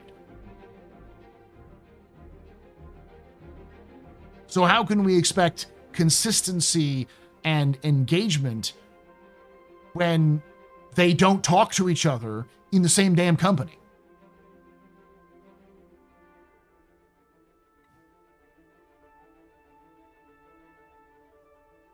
I guess they'll rewrite the lore then. But that's the problem. They aren't. I would have had less of a problem if they said we're rewriting the lore because we want to include Nyx 1, and so we want to change some things around, and so we're going to tell a different story with Nyx. That's not what they said. We just watched the first part. Nyx is pretty much, they've doubled down on the themes of Nyx, being lonely, isolated, away from everybody, sort of being on the edge, and then having to face the incursion of civilization that's coming at them.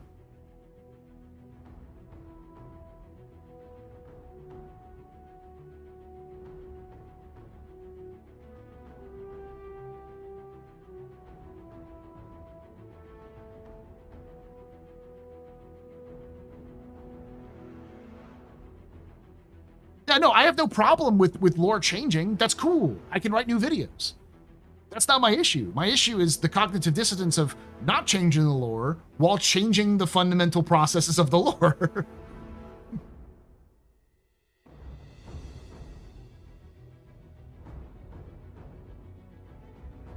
Why they don't save V5 for Castra and Terraform Microtech for the tech update is beyond me. They're trigger happy, that's why. Because they want to test it. It would be fine if CIG said Nyx 1 is our test bed for V5. It's only going to be used for until we get Castra in, and we'll change it back to something else once Castra's in. I think most people would be like, "That's fine, that's great. Let's go fucking test the fucking buildings." You know, no one would have an issue with that because like it works.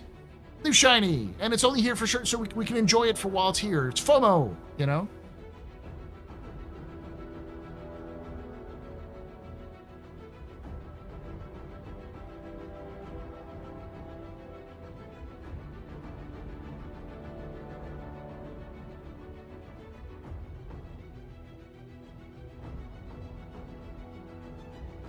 We just got the Apollo, but the next patch, medical gameplay died even more when they added medbeds to bunkers, where most medical beacons occur.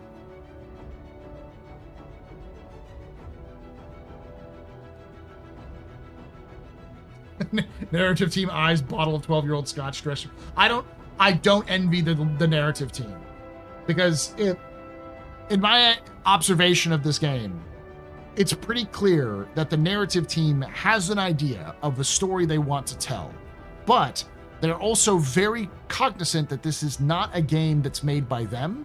It's made by a committee. It's made by a lot of different people. It's a collaborative art. All games are. So they're hoping that some of their ideas can be added, but they always risk the sword of Damocles that hangs above them of some devs saying, "Hold on, check this out." And completely upending all of what they're planning on doing.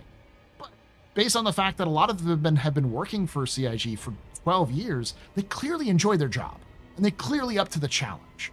So I don't think that they're bad at their job. I just think that CIG needs to start talking to each other if they're going to start doing this sort of thing. Like, we just watched the regular narrative team didn't even mention the new planet design in the first half of the presentation. They literally just recorded these segments and at summer's end. Yeah, exactly. So, like, nobody told them about Nyx 1, but when they were making these videos.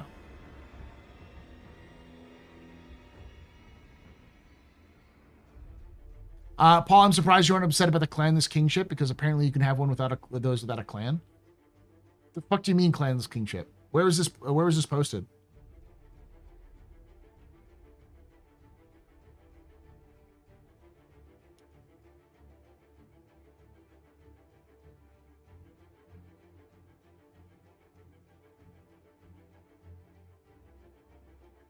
It means the marquee ship?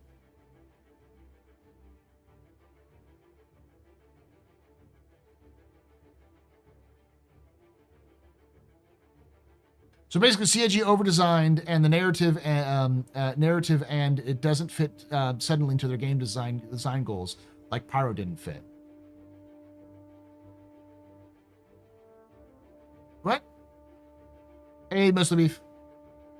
CG says that the king of the right hand not knowing what's the left is doing. The time spent on making a lush planet in Nyx could be spent making a lush planet in a system that actually has one. That's true. Yeah, oh, you're talking about the duel that shows up? That's not a kingship. We actually know what that is thanks to leaks. It's the Mauler, which is, I think, a destroyer. Destroyers are totally normal for small clans to have destroyers.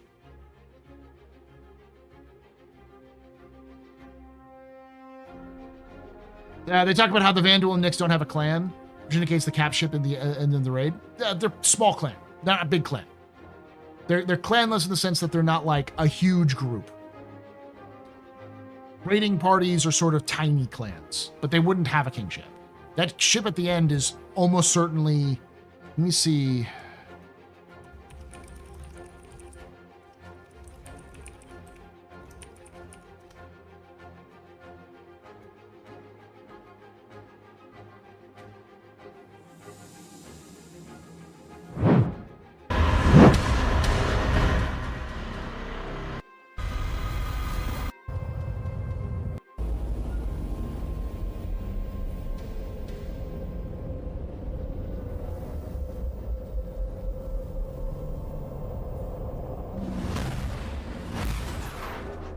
Probably not a driller, but it could be something like a driller. Mauler's a cruiser, if I recall correctly. So yeah.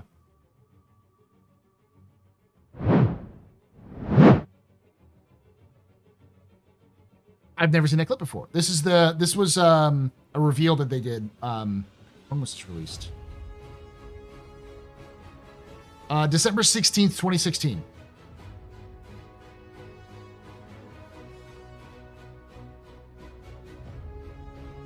I don't know, man. They said specifically that they don't have a clan. Why would that mean something to released to the lore team?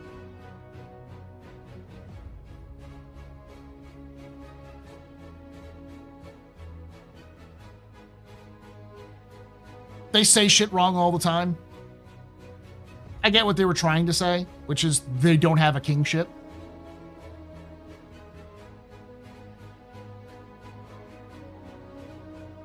We know from leaks that it's the Mauler.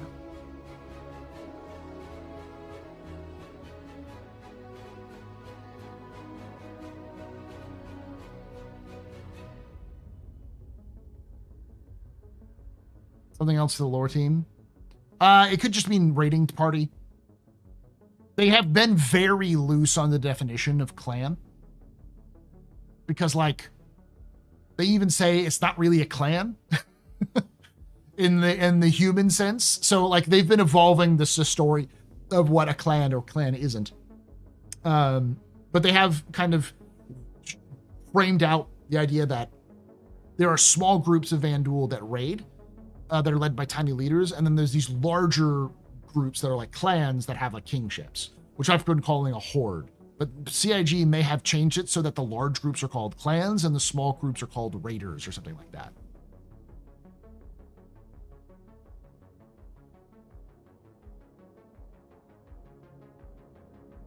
The Bengal is a step above a javelin, and the Vanduul equivalent to Bengal is a kingship. We do also know that there's the destroyers that we've seen in Squadron, and we also know that, not destroyers, there's the cruisers we saw in Squadron, and we do know that there is a battle cruiser as well, which is all steps above a javelin but below a Bengal, and then you have the Bengal. The kingship isn't really a Bengal as much as it's a super Bengal, because we also have the Retribution, which is really the equivalent of a kingship. It's a human version of a kingship.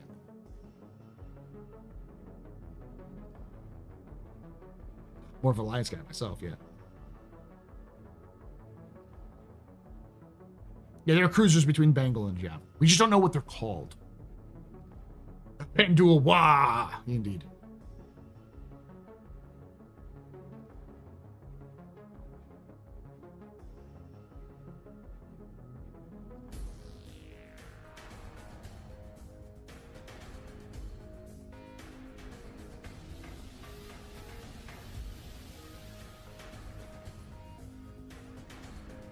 Good shit, yeah.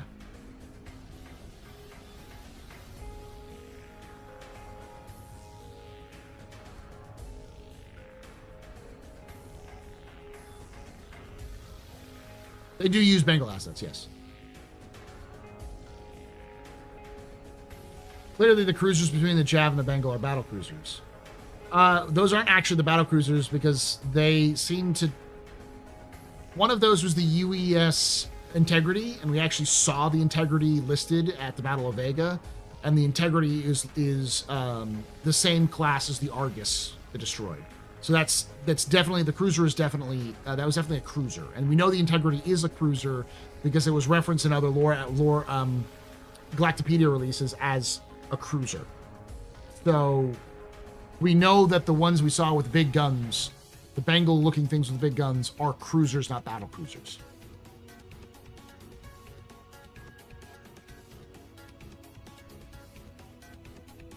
Big stretch, but could the people of Nyx trade with the Banu for terraforming tech? The tech isn't really the issue. They could probably get their hands on the tech pretty easily. It's the resources and the time and energy that you have to put into to make it happen. And no one's going to do that in secret.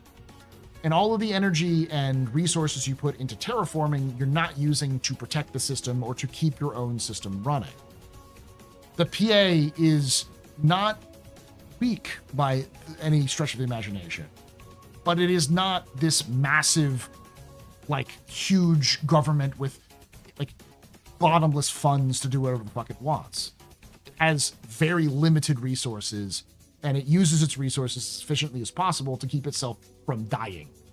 So building a brand new planet with them would be highly unlikely given their resources, unless the PA has changed its lore in which they are more powerful, in which they shouldn't have to really worry about the Vanduul. What's the best manufacturer in lore? Like, who makes the best ships? That depends on who you ask, but probably the most prolific and most reliable manufacturer is RSI. They've been around the longest. They've built plenty of ships that do the job that they say on the tin. Is the regen crisis with this patch over? Yes, the regen crisis is over. As with the end of the what do they called it? The resource rush. They ended it. We don't know if they solved it or not, but they ended it.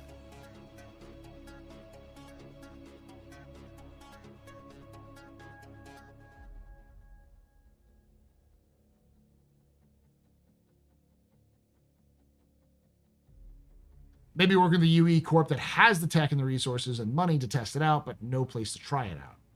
Like I said, that's probably the best option, is some, like, new corporation that has a new idea, or established corporation that has a great idea. They have the money, they have the resources, they just need a place.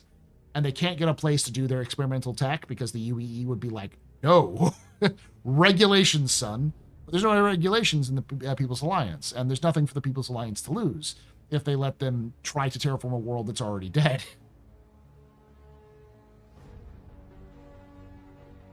Is the ASD mission still available? Yes, those are not resource. Those are not. They're connected to the regen crisis, but they're not reliant on the regen crisis. They're going to be there forever. ASD, the Onyx facilities, and the Lazarus are going to be around for a while. All right, y'all, I got about 45 minutes left. I'll be right back. I'll turn on your fun button so you don't get mad at me.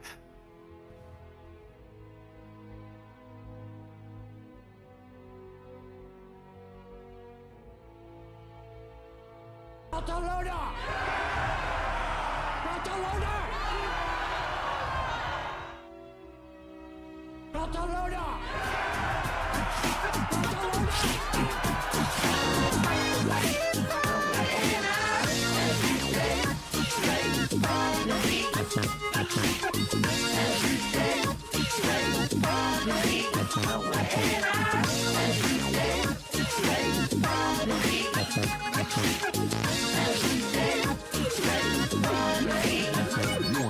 Rough Gaming Com just gifted 5 subs. Drugs.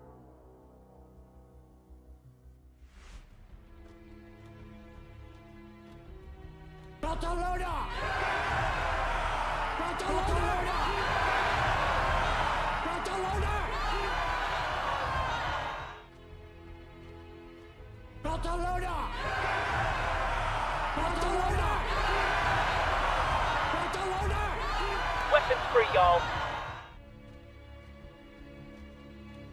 Good news, everyone!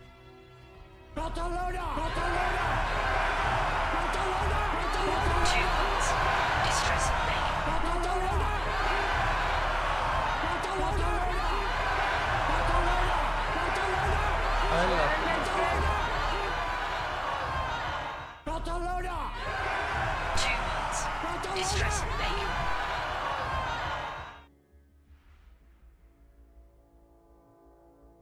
Genesis? Genesis? I love democracy.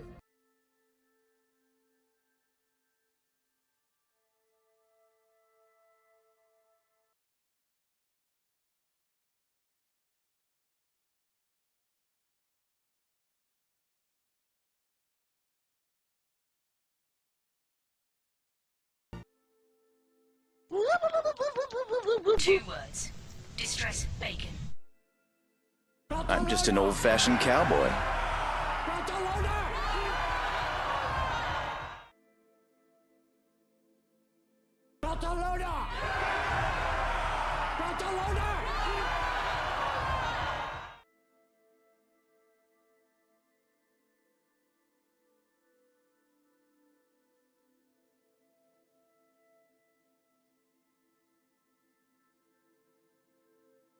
Good news, everyone! I'm Fly. I'm Pilot.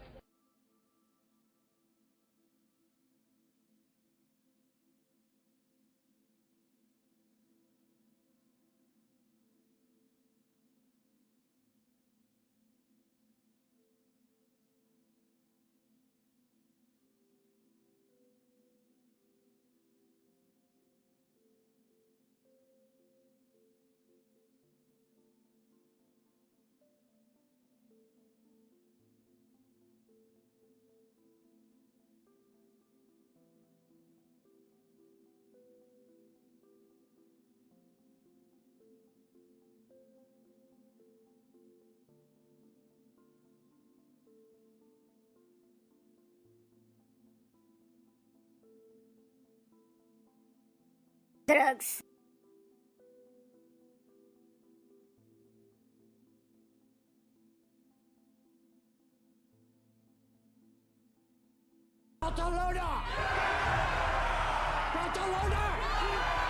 Stand by for Titanfall.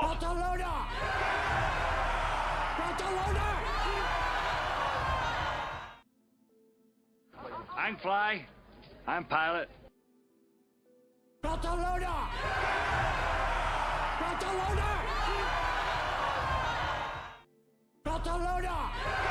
Everybody and his dog calls himself an outlaw.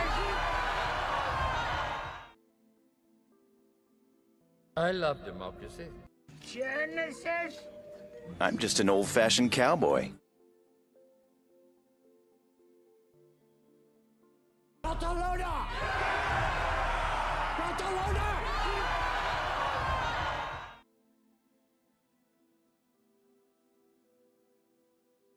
Mission complete. Everybody and his dog calls himself an outlaw. Drugs. Genesis?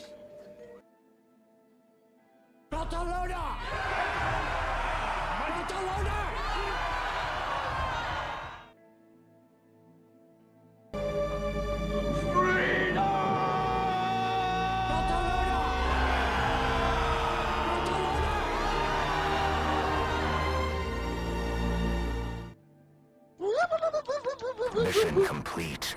Burrito I eat. There you go. Genesis? Genesis?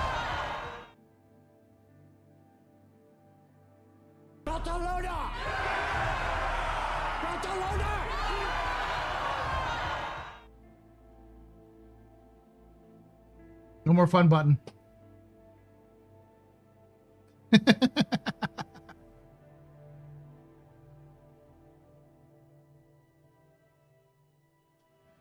Y'all love the chair.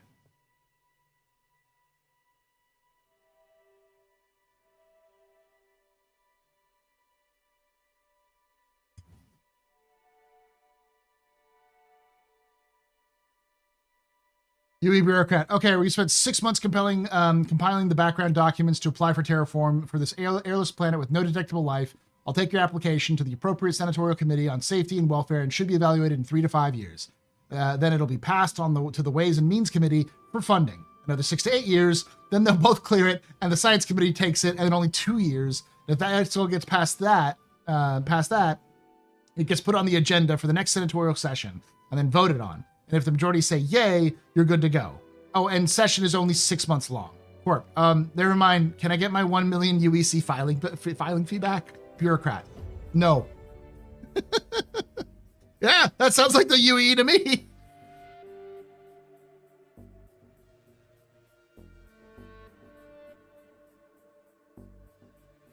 Man, I'm not gonna keep going this and this. I'll just say this, Korthas, and everybody else.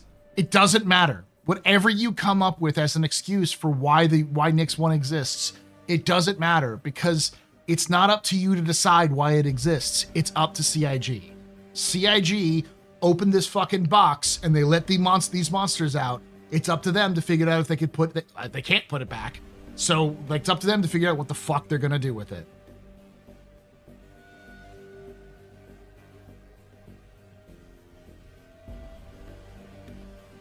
The answer is, almost assuredly, CIG has no fucking clue. Because they didn't make this decision based off of the narrative decision or even what the like mission design team wanted to do. They made this decision because the Planet Tech team was close enough to finish Genesis, but they didn't have a system like Castra where they could actually build Genesis out. So they're just making Nix 1 terraformed so that they can have a terraformed world. That's the answer. It's up to them to make it make sense in the narrative. Paul, you may have said this earlier, but would they move it to Castra or Terra Nova later on and are using it to Planetech V5 now? It seems like an awful lot of work for something they're just going to get rid of. I think it's likely not going anywhere. It's probably, they called it the hero planet, the hero planet of the system, so it's gonna stay there. It's up to them to decide how the fuck to put this genie back in the bottle.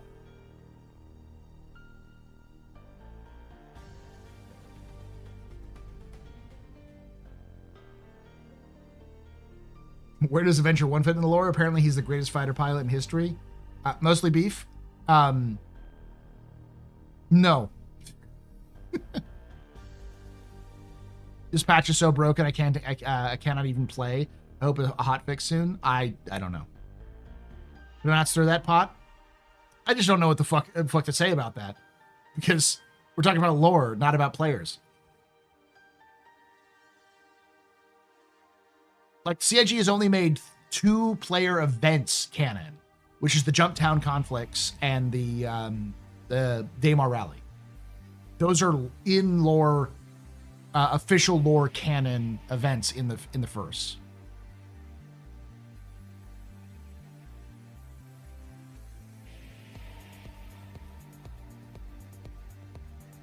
Hero Planet sounds like a main story plot point, in my opinion. We'll see what happens. Paul is correct. It's up to them. They opened up Pandora's box. They got to deal with the monsters they let out. They opened up that, they rubbed that lamp and put out that genie. They made a wish and that monkey paw curled. And, you know, CIG is a fucking adult.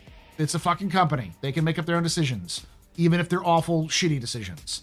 And I reserve the right to make absolute, like, to run them ragged, making fun of them if it's a shitty decision. They wouldn't be the first video game company to come up with a lore decision which makes no sense and everyone dogs on them for. My only hope is that when they inevitably do fuck it up and make the worst fucking explanation possible, that we can just make fun of them so badly that eventually Chris Roberts is too embarrassed to leave it, to have it continue, because people keep bringing it up to him personally, that he decides to change it.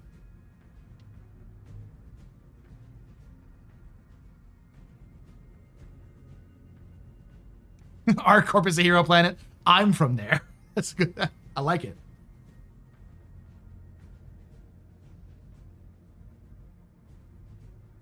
The only player creations I'm inclined to lobby for canon status would be the Astrohistorian Museum and Scooter. Scooter, I want Rio's Breaker Yard to turn into the ship lot of Scooter. Scooter T Scooter.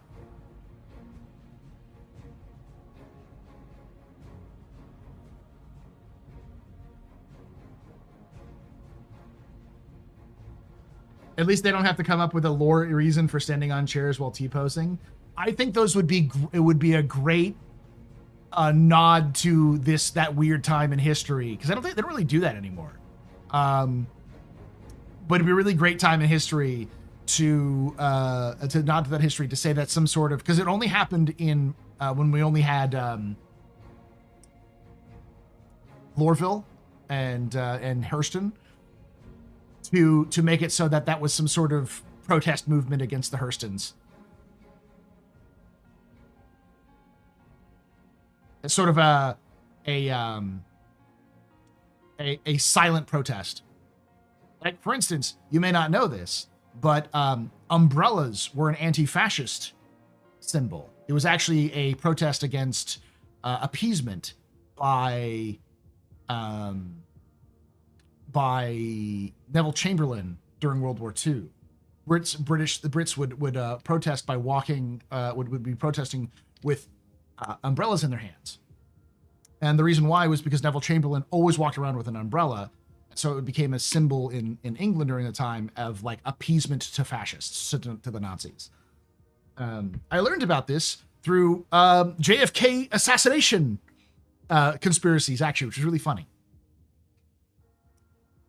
So, like, weird little things you can do, like little symbolism that are technically get around censorship, you know? Standing on a chair and T-posing could easily be some sort of political expression against the Hurstons that would theoretically just be weird random things, but everyone who could see it goes, yeah, I see it. I can see what you're doing.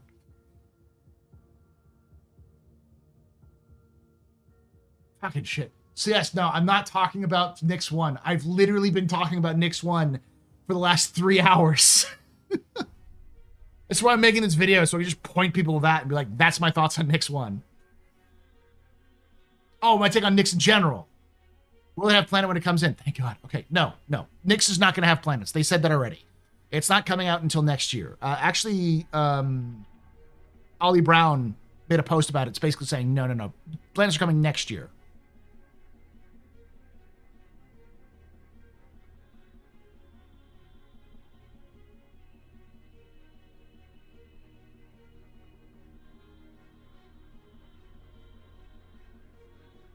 Scooter T Scooter is mostly okay. Pre-owned Starship Emporium.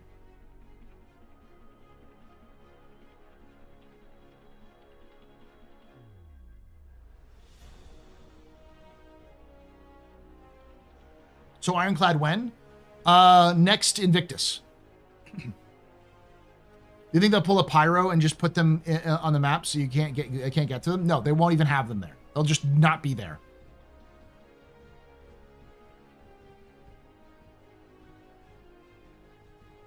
How about Nyx 2?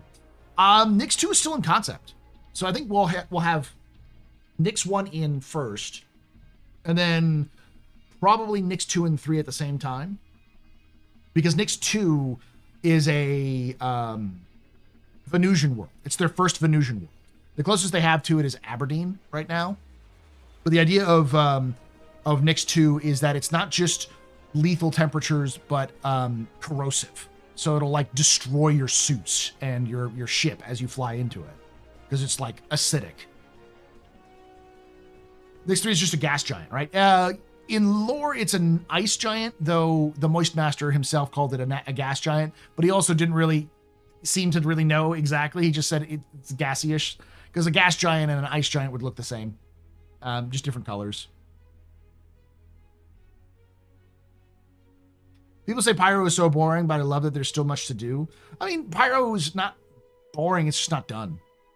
Like, they still need the solar flares, they need to have actual fucking faction warfare going on. There needs to be a reason to be in Pyro other than just because you're there. I mean, what, really?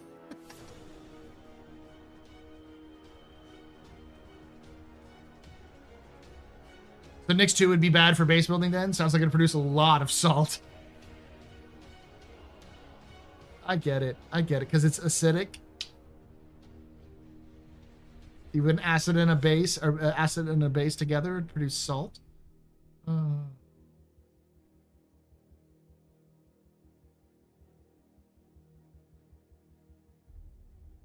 We're getting lore accurate Nyx this November, yeah.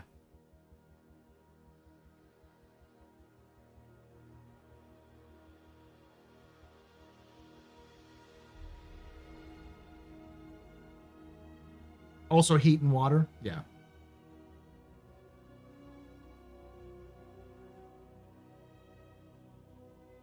I want more UE systems. If we ain't talking about Nyx, can we talk about Terra? Sure. I mean, I've got about 30 more minutes left.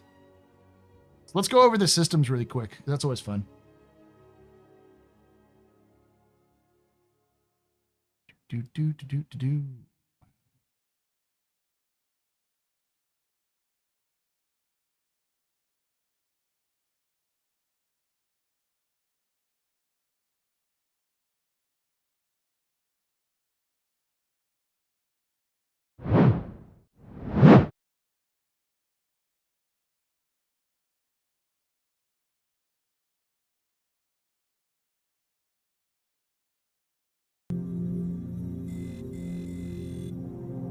So here's Nyx. Here's Odin. By the way, let's turn on the jump point so you can see all the connections to Nyx. Nyx goes to Bremen. It goes to Castra. It goes to Tohill. It goes to Odin. And it also goes to Virgil and Pyro. So let's take a look at Castra.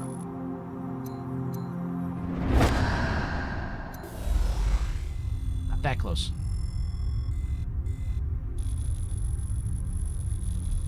So there are two planets, Bullseye and Cascom.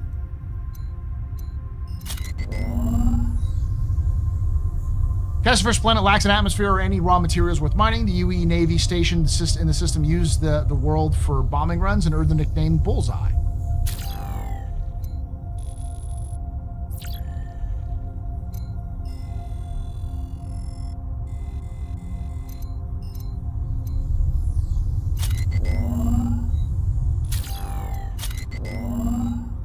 Originally settled as a forward military base and training facility, Castor 2 is cleared for civilian habitation after the collapse of the Meso era.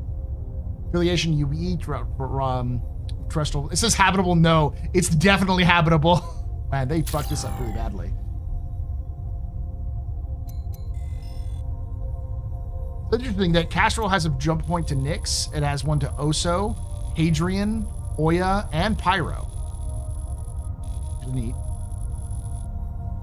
So let's go to Hadrian.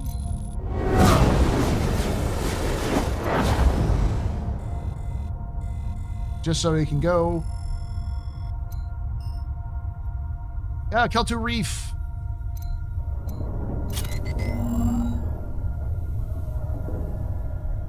On the Lagrange point of Hadrian 2, there's a mini mall cluster of former military stations that have been converted into a massive bazaar.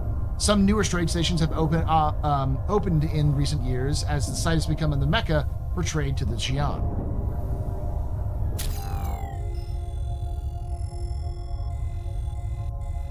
So Hadrian 2 is a gas giant. And I think Hadrian 1 is also a gas giant. Gas giant. And Hadrian 3, way out here, is an ice giant. Nicknamed the Watcher. Thanks to the large dark spot in the planet's otherwise pale color, Hadrian 3 is a massive ice giant on the fringe of the system.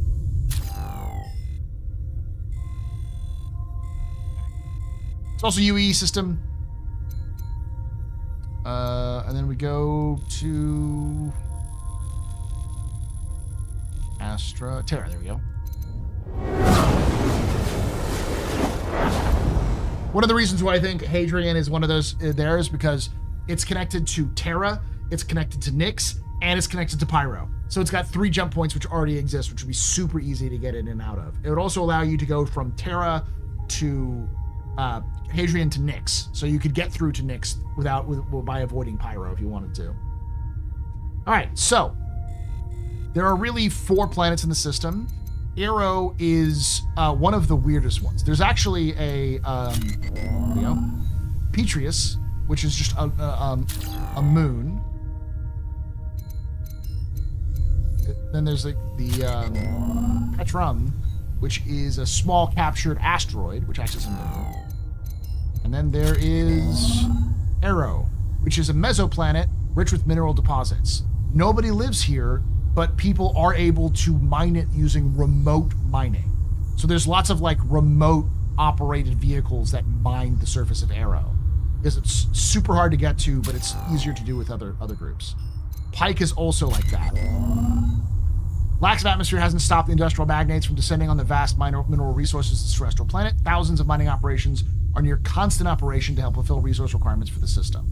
So Terra is fucking filled with resources. It's got so many goddamn resources that it's been able to stay relevant for hundreds of years since its discovery, because they've been figuring out new ways of getting out of that resources. Not only does it have that, but it also has Toja, which is tidally locked in the far side of the Peter's Hadrian Pact. So it's got bunches of moons too. Then we have the jewel of the system, Terra.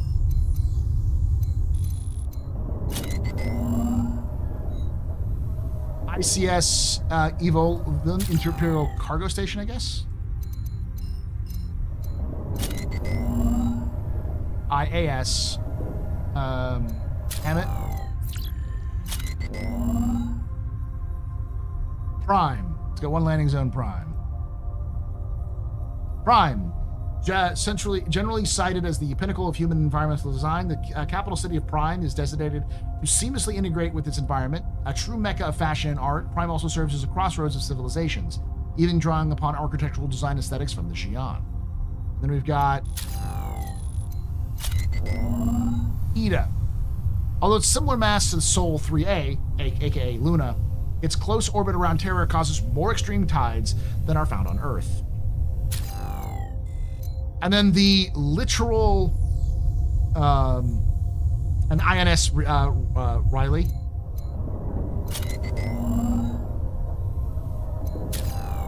The literal stepchild of the Terra system, Gen. Locally known as Gen, this terraformed super-Earth is situated at the furthest edge of the green band. It is often overlooked when compared to Terra. Technically, Terra 4 is a major political and military hub, responsible for overseeing diplomatic missions and military deployments for this and the surrounding systems. So it's sort of the bureaucratic hub of the Terra system. Yes, democracy! Technically, Terra is also a super-Earth. They're both super-Earths. Then you got the belts. And see, so it goes to Magnus, it goes to Pyro, it goes to Goss, it goes to Stanton, it goes to Hadrian, it goes to Tyak, and it goes to Tyrannus. It's got so many goddamn jump points from it. Go back to Stanton. Where's Stanton? Stanton's over here, right?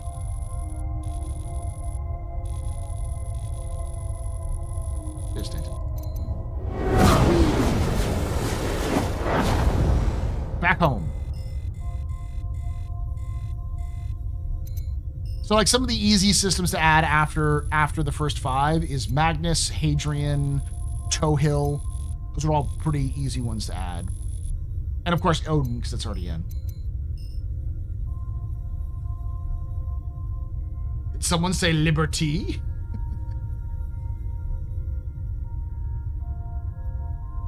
Capital city named Prime does sound very Helldivers. It's Mecca, not Mecca, chat. It's Gundam away.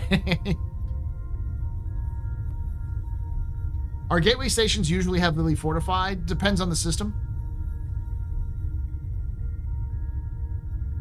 Stanton probably no. And Pyro and Nyx probably no either because they just don't have the resources. But I imagine Magnus probably similarly is, and Castra almost certainly is.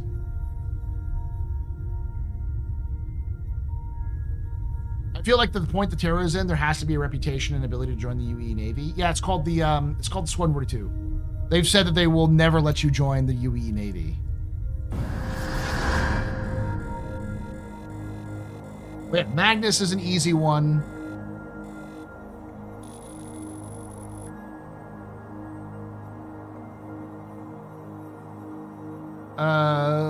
Oso maybe. I think Bremen might be a good one, but definitely Toe Hill. Because Nyx has a link to Toe Hill, and I think... And Oya is probably another one. Wow. Oya is 44 AU.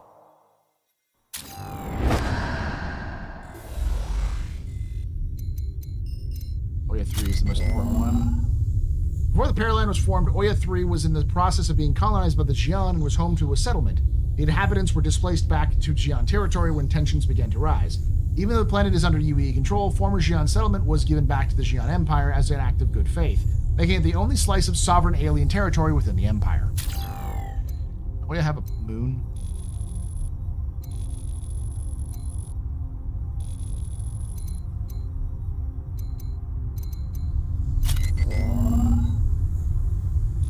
Corliss, actively mined.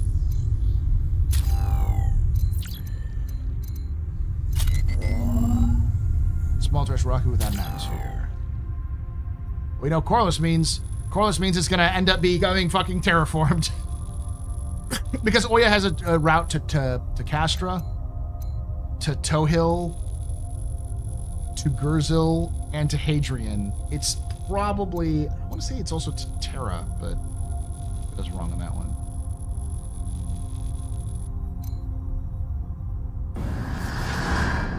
But almost certainly, I think...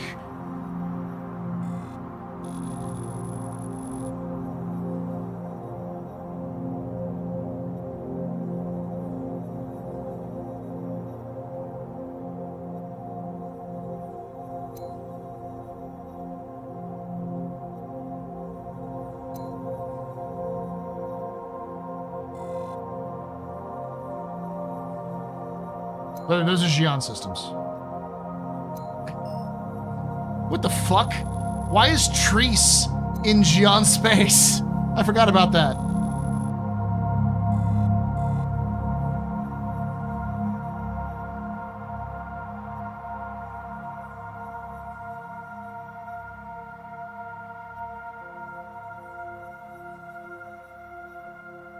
Yeah, but Hadrian and Magnus are really easy.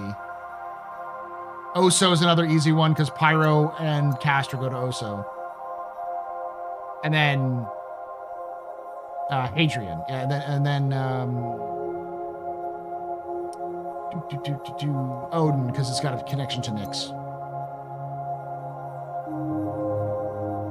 Yeah. No, you can be born on Arkrop and leave. And falling out.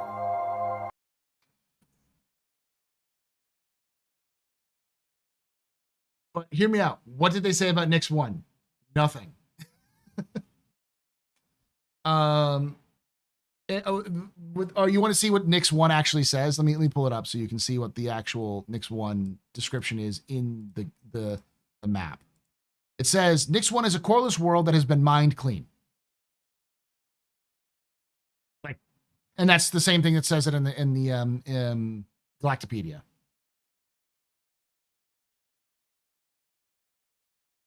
We're supposed to play Squadron 42 and then make a veteran character in Star Citizen.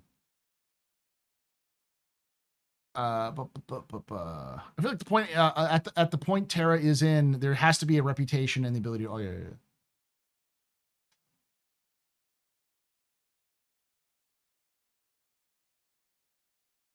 All right, Apollo. Thanks for hanging out. I'm gonna have to wrap this up here in about 10 minutes or so, though. Here's the thing, Iris. I like Nyx 1. I think it looks cool, and I'm definitely going to explore it. I just don't think it makes sense.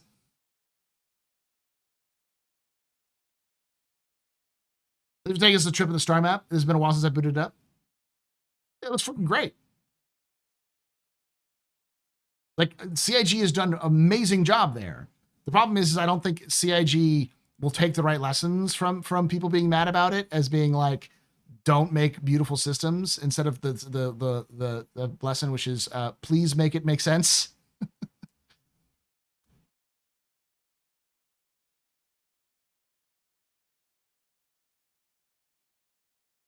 I love it. She's not there. Yeah.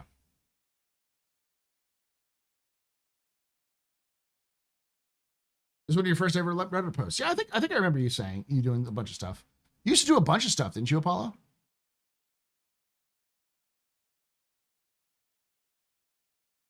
Yeah, Selby's is gone.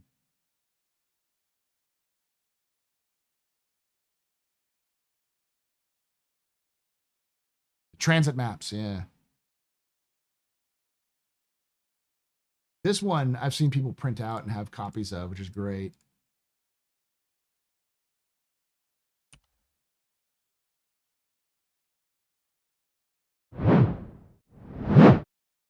This one.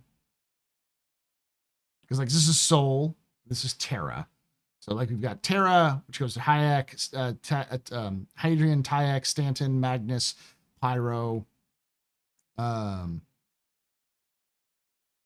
Castra.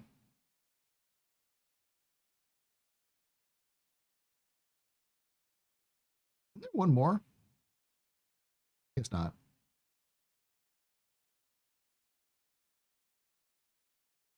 Oya, Gerzil, Teal, Baker, Osiris, Goss, Tyak. I think Terra, it goes to all of those systems, which is why it's saying Terra.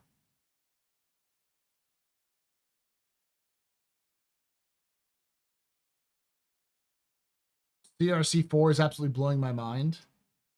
CRC4 is the one where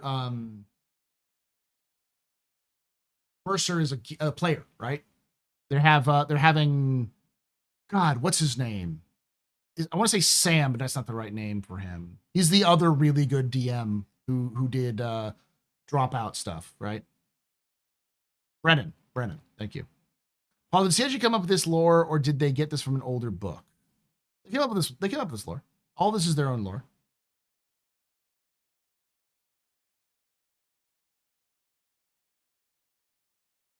Brennan Lee, yeah.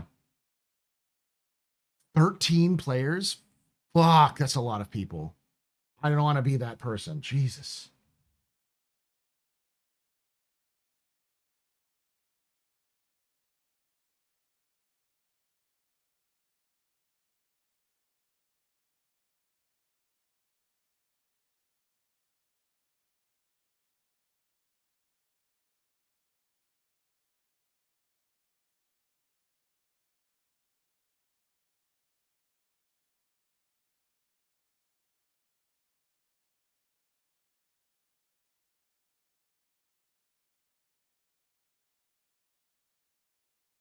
He's having them swap out multiple times, doing scenes with only a few at a time. Yeah, when you do something like that, you're gonna need to do like players are gonna need to be like actors, sort of in the background and waiting for their spotlight episodes.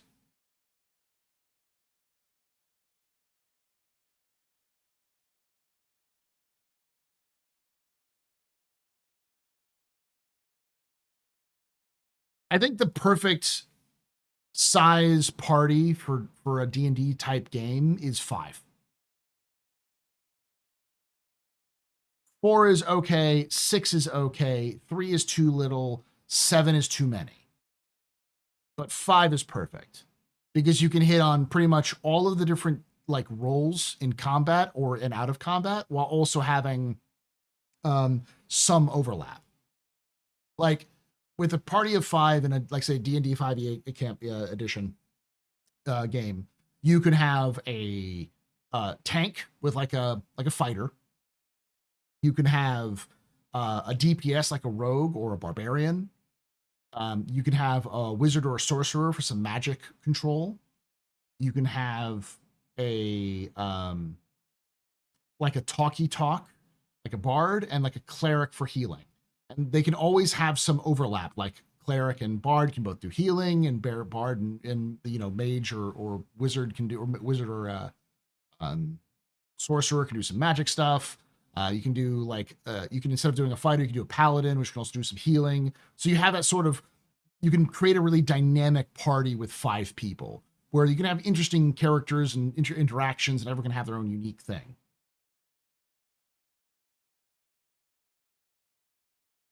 Yeah, the fewer the number is great.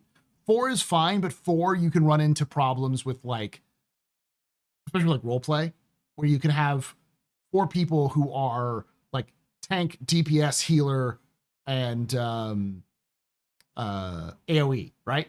Perfect setup, but one of those is going to have to be a face.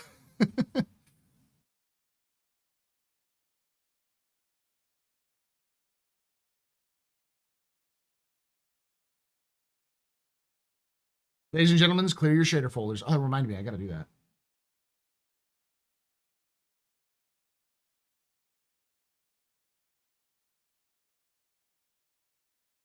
The thing that I've always said, for those of you who don't know, I used to run a regular TTRPG stream channel, in fact, called the Spice Must Roll. I haven't done it for a long time because I just don't have the time to do it. But the Spice Must Roll was, when I was doing that, I was almost always the DM. And when I was a DM, my so like when I played or when I do a DM, the thing that I would prefer as a DM is if the person who is the charismatic one who's talking is also charismatic. It's much cooler to have a bard who says, I'm going to play a lute, who can actually play a lute. You know, that feels so much more immersive and cool. And if you have somebody who's playing like a diplomat through a paladin, they should have the temperament and the character to play a diplomat as a paladin. So it's more than just like you're letting the dice decide, but you're letting players play a role that they're able to do so to make it more fun.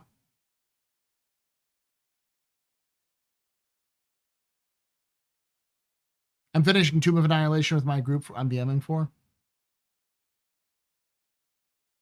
Bards don't have to be musicians. They can be poets. They can be, storytellers. They can do other things. It's just like they should be able to do what they do.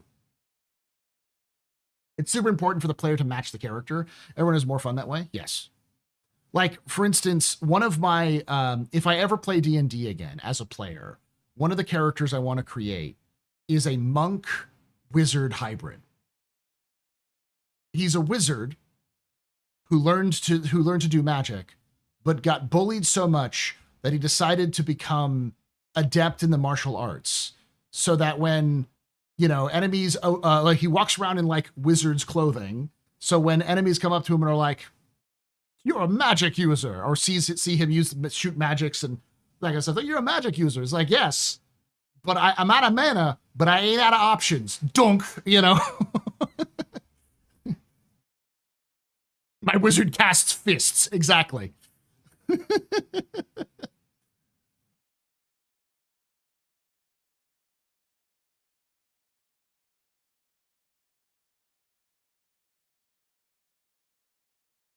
As a DM of 7 years, I agree, but I never restrict my players. Yeah, you don't restrict your players, but it's always good, especially if you're going to do something for broadcast. You definitely need people who can act in that direction.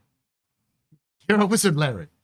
My inspiration is sort of like Mashal from Mashal and Muscles, because I think that's a very fun series, which is basically like, what if a Muggle got into Hogwarts in the Harry Potter world, and was able to trick everyone because he could beat the shit out of them.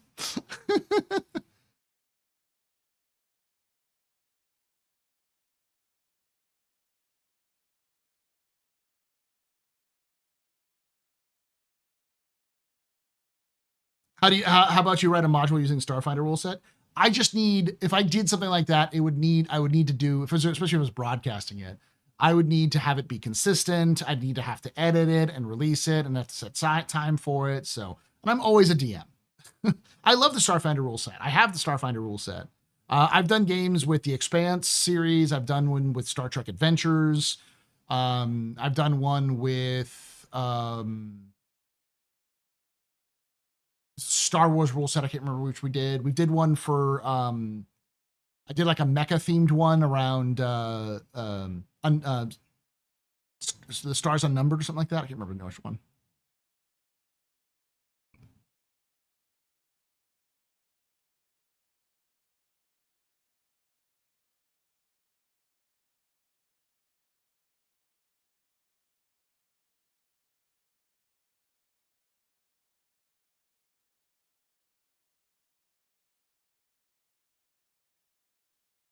I've actually thought about doing a Star Citizen, writing up a Star Citizen TTRPG. Them biddies. But I've never. I will pay you to run a rough Star Citizen themed campaign.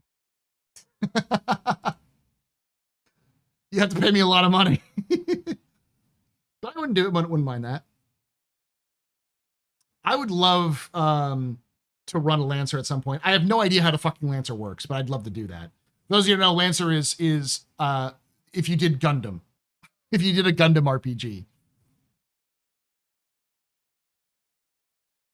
Well, my plan, if I was ever to make a Star Citizen TTRPG, it would be free. So you'd make it for free and release it for free. You wouldn't need CIG's approval if it's free. I think at the most you'd have to say, hey, CIG, here's what we're doing. Here's what I'm doing. I'm releasing it for free. Here's just like a cool idea with the Star Citizen stuff.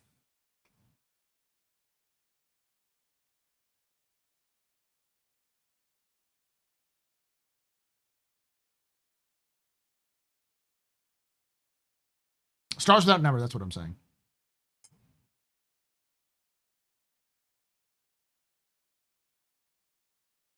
I guess an elevator is going to be a boss fight. It would be a great skill check for sure.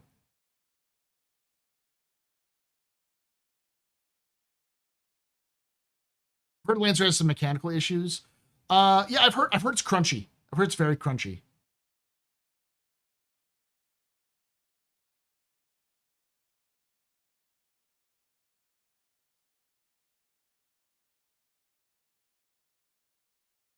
Roll for server error, yeah.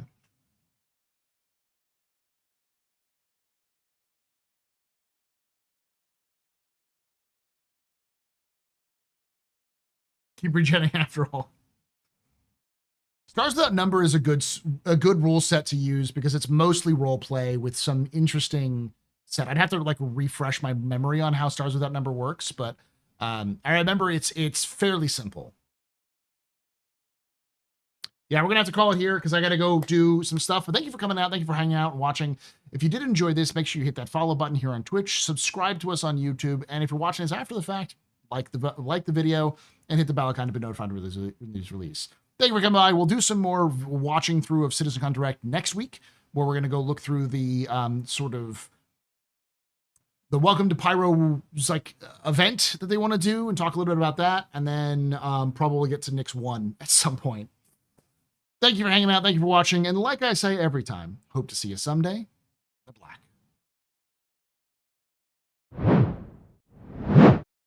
By the way, I'll be back tomorrow later than usual, probably playing some Star Citizen. I might be able to rope Loken in, but it's super late. It'll be like 9 p.m. Eastern. So, and then Saturday we've got Captain's Day